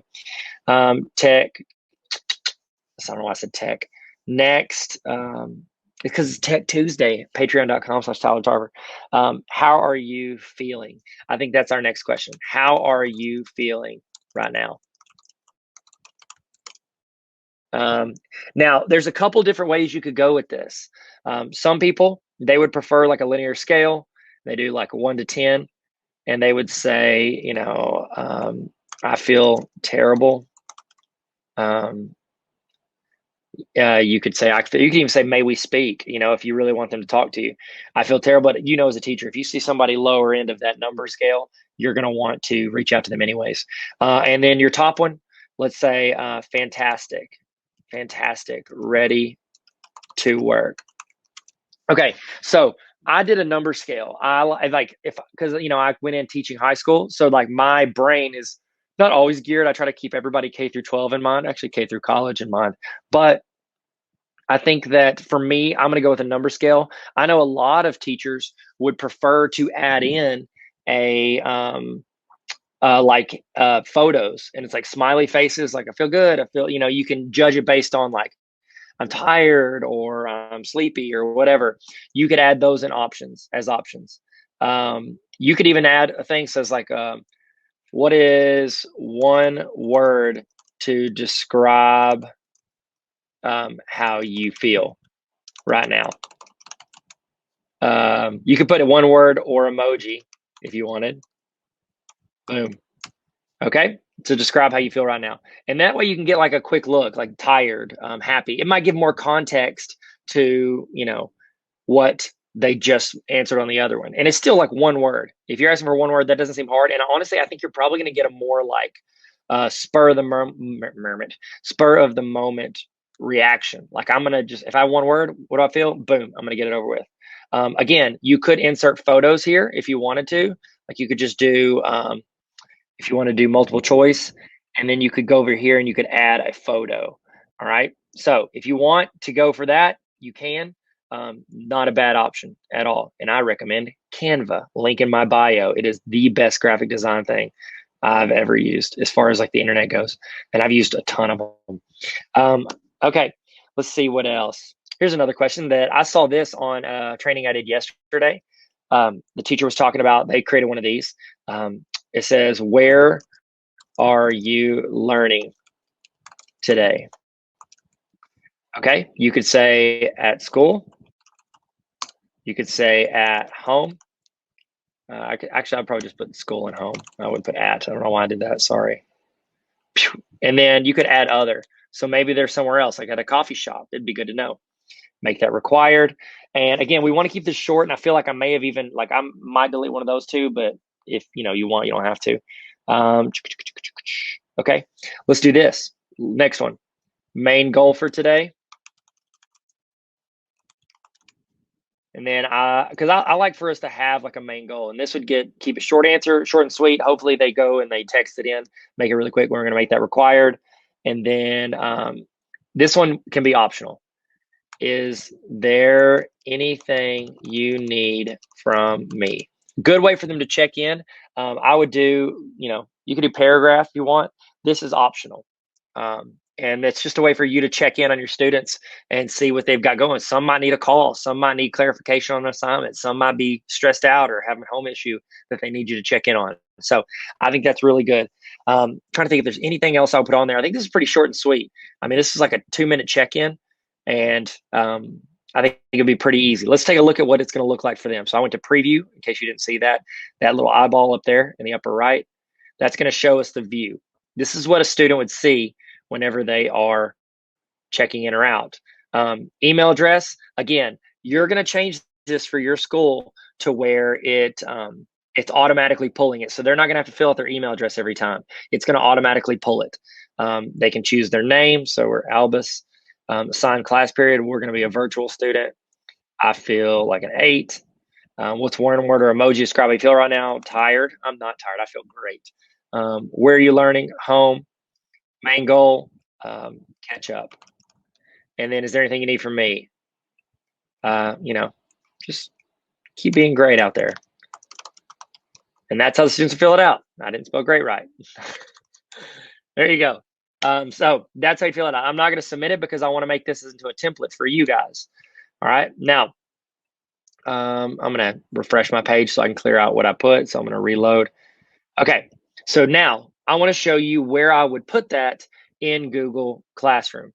Okay. So I'm going to take this link up here and I'm going to copy it. Or you could go over here to where you were editing, hit send, and you can get the link right there. So I'm going to copy that. Now I'm going to go to Google Classroom. So let's go to classroom.google.com. Do you guys know how to add headers? You can always add headers in here. Like I always put, you can go into customize theme and you can choose an image. And then you can pick like something fun. What you got? What you got over here? I've got some. Let's say, we can go jelly beans. How great is that? That's so lovely. There's got to be a better one. Let's see. We could do a wedding one. That'd be interesting. iRobot. That's kind of scary. Look at this. We'll go Thomas Jefferson on them. Insert that. Boom. So we can go custom theme, color, header, all that. I'll probably change it to Tarver Academy. Why not? Okay. So I'm going to take that link. I'm going to go and find my class. Where is my fake class? Here we go. We're going to add here. I do not think you should put it in the stream. Okay. And here's why. It's because that's going to scroll out. This is something you want them to check every day. And for things that I tell you guys the students need to check every day, I definitely say put it under classwork. Now, is it for a grade? No. So you have to choose a material. Select it as a material. We're going to call this, daily student check-in /out form. Okay. Fill this out every day when you start and stop working. If you take a break, make sure you fill this out. Okay, there you go. We kept it short, sweet, and very clear. We're going to hit add, and I could just I could toss the link in, or I could just go to my Google Drive and I can grab this form, toss it straight into there. Boom, student attendance, insert. Okay, now before you hit post, we want to do topic. We want this to be under classroom resources. Now, if you did, like say you take this or you create a check-in form and a checkout form and they're two separate forms, if I go to 2, I might do like student attendance as its own topic and put that at the top. But since I only have one, I'm going to do classroom resources. See if you want to attach to multiple classes. We don't. All students. And then I'm going to hit post. Okay. So that's going to put that in Google Classroom.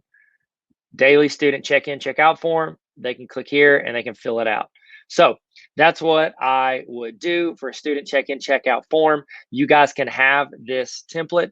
I'm going to put it on my Instagram, instagram.com/Tyler Tarver. And I'm going to put the link in my bio, or I'll put it at tarveracademy.com. I just started yelling in my ear. Goodness gracious. I act like I don't know how to use Instagram. Go to my profile. You can click the link in my profile and you'll be able to go directly to one of these resources and all my other resources, or you can go to tarveracademy.com/resources All right, ladies and gentlemen, now we are moving on to the last session of the day. We are doing a Google form. Now, I didn't do like a discipline form because today's session is on building authentic relationships using Google. Now, if you're thinking, well, Tyler, you're about to show me a positive discipline form. I have students that act up in class. I need to record that. I have that template. I just didn't think this was the session where we should focus on that. Okay. Yes, that's important. Yes, you need to do that. If you need that template, it is on my website under, student discipline form or something like, I don't remember what I titled, probably discipline form, something with discipline in the title. It's under tarveracademy.com/resources. Now, what I want to talk to you about next in this last session is I want us to walk through a Google form for positive student discipline. I have this template as well. You can have it, you can use it, you can duplicate it, you can edit it, make it whatever you want. You don't have to use what I had, adapt it to your class, okay? What I think is super important for us to not only build rapport with students, but with parents, is we need to notice and record when students do something well. Just like we record when they do something wrong, why don't we include whenever they do something positive or correct, or they're showing leadership skills, or they're being helpful, whatever it is, let's see it, notice it, recognize it, because what you talk about and what you honor and hold up and discuss consistently is what's important to you. If all you're talking about is don't mess up, don't mess up, don't mess up, that's what kids think is don't mess up. We don't want them to just not only not mess up, we want them to do things well and make a positive impact in the place they are. So one way to do that is to highlight it through a discipline form that focuses on positive behavior, and that's what we're going through today. It also the slow key from a teacher, ex-teacher, ex-principal. I mean, I still teach some, but ex-principal of 6th through 12th grade. Whenever you're talking to parents and you show them 20 things their kid did wrong, and they're like, well, you never noticed when my kid does something good. If you've got 3 things that you did notice and record and document that they did well, changes the conversation. So that's my tip to you. This is our last session. We're walking through a Google form on positive student discipline and how you can apply it in your classroom. And after that, we're signing out. You're getting your certificate. You are done with the session. I hope you enjoyed it. I hope you are able to apply this somehow into your class. Thank you guys so much, and let's keep learning. Let's get into today's resource that I want to give you, or this session's resource.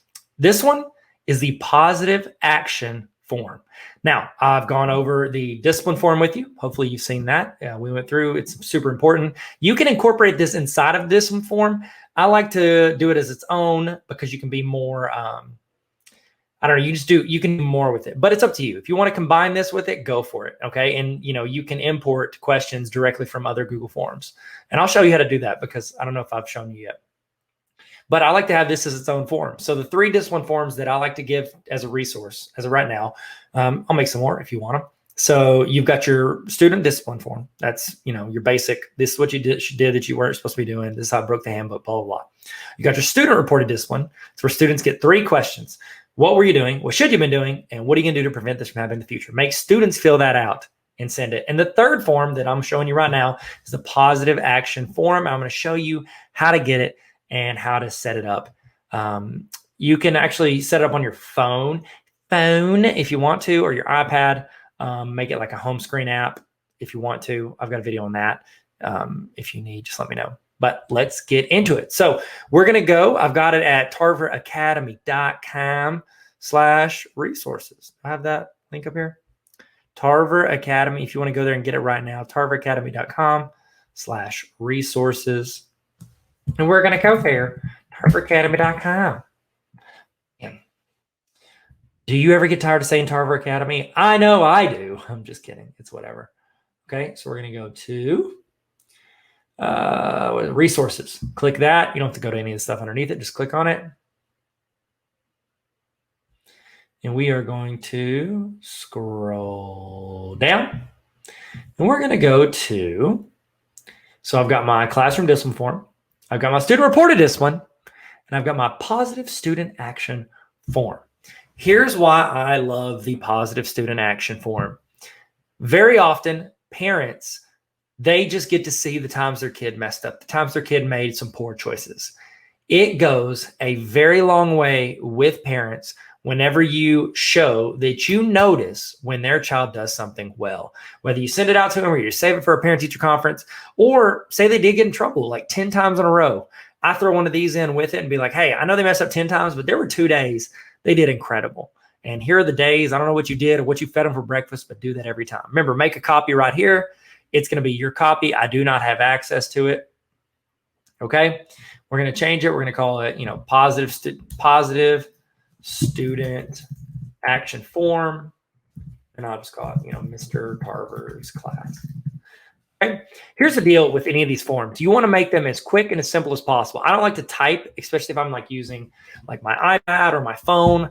I would rather just click, click, click, submit. Okay. So here's what I do. Go into your spreadsheet, and I'll show you how to do this. I think I showed you in the discipline form, but let me see if I've got it. Best event. Let's just see if this is, hopefully I don't bring up people's names. I did. All right. So let's just do this. We'll go to new. Create a Google Sheet.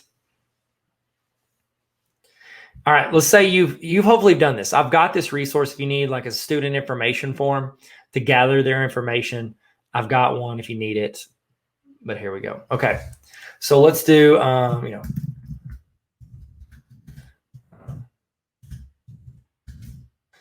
Michael Jordan, both of them because they're both wizards. You get it? Because that's not Jordan. No. Because Harry Potter was a wizard and Michael Jordan was on the. It's just high level comedy. It's not a big deal. What is this? This mess. Okay. Let's do Kevin Durant, Steph Curry, Ron Weasley. I've definitely got a type of person I like to put in here. We'll do one more. We got to include Hermione Granger. Okay. Now, you've got this list of all your students. Let's hopefully say you have every student you have. We're going to click on the top one. Okay, so I've clicked it and I've let go. I'm going to scroll down, or I'm going to go down to the bottom name. I'm going to hold Shift, S-H-I-F-T, Shift, and then I'm going to click on the bottom one. What that does is whenever you click something, hold Shift and click something else, it selects everything in between. I've now selected all these names and I've let go. Now I'm going to copy. So Command C on a Mac, Control C on anything else. I'm going back to my form. I'm going to click up here. For option 1, I've made this a drop down. I'm going to hit Command V, which is paste. By the way, fun fact, did you know it's V? You think P is paste. That's print. V stands for view. You are viewing what you copied. So there you go. You've got all their names in. Now this will be a drop down for you. See, look, what's this? Now, when I'm going in and I'm trying to pick my students' names, bam. I would sort them alphabetically first, but that's on you. Okay, it's up to you. All right. So we've got the names. You can do which grade. You could probably delete the ones, if you don't teach, say you just teach kindergarten, cool, delete all of this. Delete this whole section. If you teach, high school kids, you can keep 9 through 12, whatever. Adjust that if you want. Date of the action. Sometimes we don't always fill it out right afterwards. If you are in a good habit of filling it out as soon as a student did something well, then what I would recommend is just delete this and use the timestamp, because every single time you hit submit, there's a timestamp. I, might think of it at the end of the day, or I might not think of it, whatever. You're going to do date of action. What class period did it occur? Teacher name. If there was multiple teachers on there, you could do this as a team thing. If you have a team discipline form, you can have a team positive action form. And it's also good at the end of the year. You could sort by the student's name and find out which kid, hey, which kid made the biggest impact this year? Which had the most positive actions? Or you could break it down even more. Who was the leader the most? Oh, there were 10 times Johnny was the leader. Oh, who was the most helpful? That's 15 times Sally was helpful. Whatever it was, you can go in and give awards based on who got these the most. I did a checklist because sometimes students do more than one. I think this would be just really cool for parents to get, showing the things their students, their kids, your students are good at. So I did a checklist, and then if you want to describe it, you can. You'll notice how I kept all of the first ones super easy to click, click, click.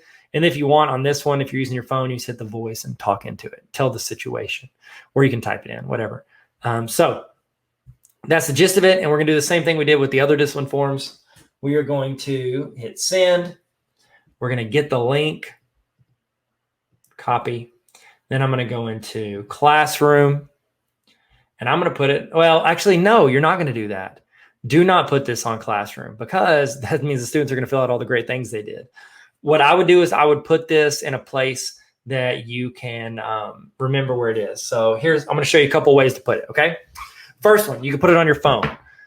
If you have an iPhone, what you can do is you go in and you open this link. Like I usually just take this link and I email it to myself. And I click on the link in my email. And then what it does, it's going to open it up in Safari. You have to be in Safari. And then once you're in Safari, let's see, I'm going to open up Safari. Okay, see if I can show you this from my, let me make this bigger. Okay, so I've got a website here. Y'all see that? Now what you want to do is you want to click on, see at the bottom, come on. See that box with the arrow on it? I'm going to click that. Sorry, click that. And then I want to go to, where is it? Not add bookmark. I want to, come on, add to home screen. Whoop. You can title it. That one's my book page. You can title it, positive action, whatever. Hit add. Bam. It is now an app. Sorry, you can't see. It is now an app on your phone. And anytime you click it, there you go, Tyler. Click it. It'll go straight to that website or straight to that form. So that's one way to do it. The other way is you can actually take this link. See how I highlight. That's not it. Remember Highlights, the magazine? Does anybody remember that? It's like every dentist office ever. You can go in, you can go to preview. This works on any computer. You highlight the link, you click and drag that link to your desktop.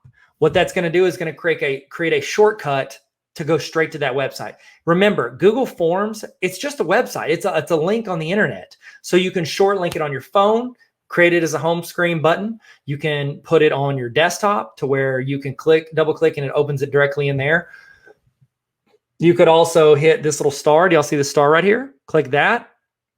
You can't see it. It didn't pop up, but you can add the bookmark and you can add it to your bookmark bar. Watch my bookmark bar. Bam. See that? Positive action form. It's right there. So I can always just click on it and it would open it up. There you go.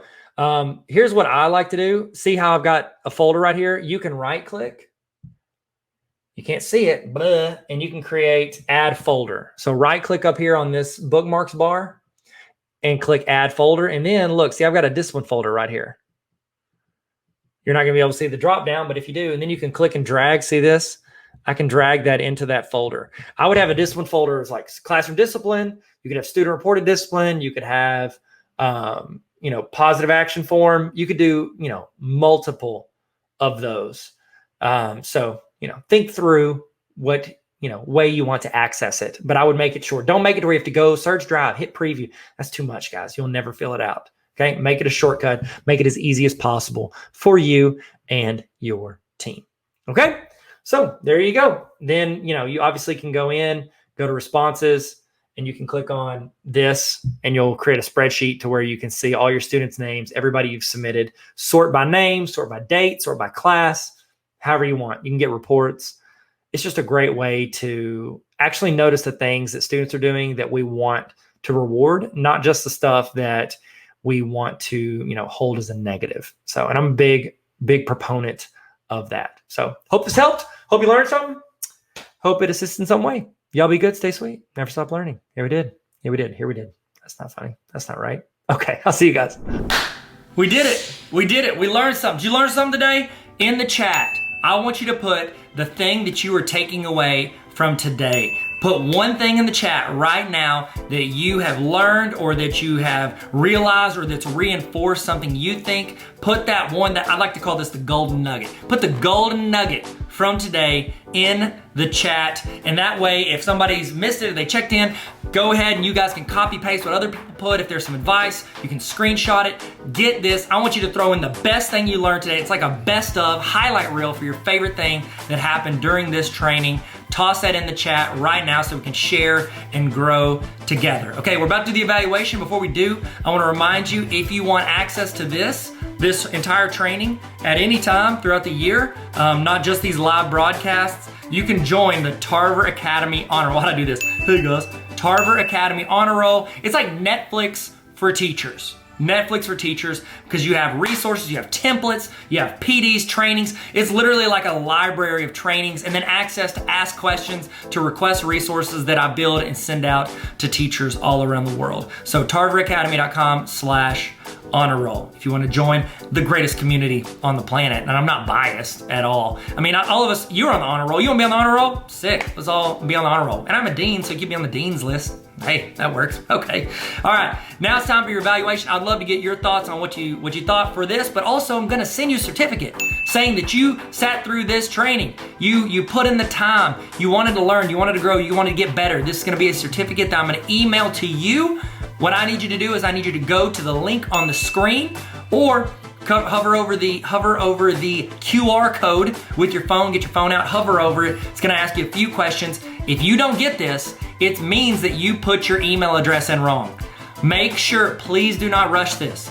Type your email address in correctly. Please, I'm begging you, because if not, you're gonna email me, I never got my certificate. It's because your email address is wrong.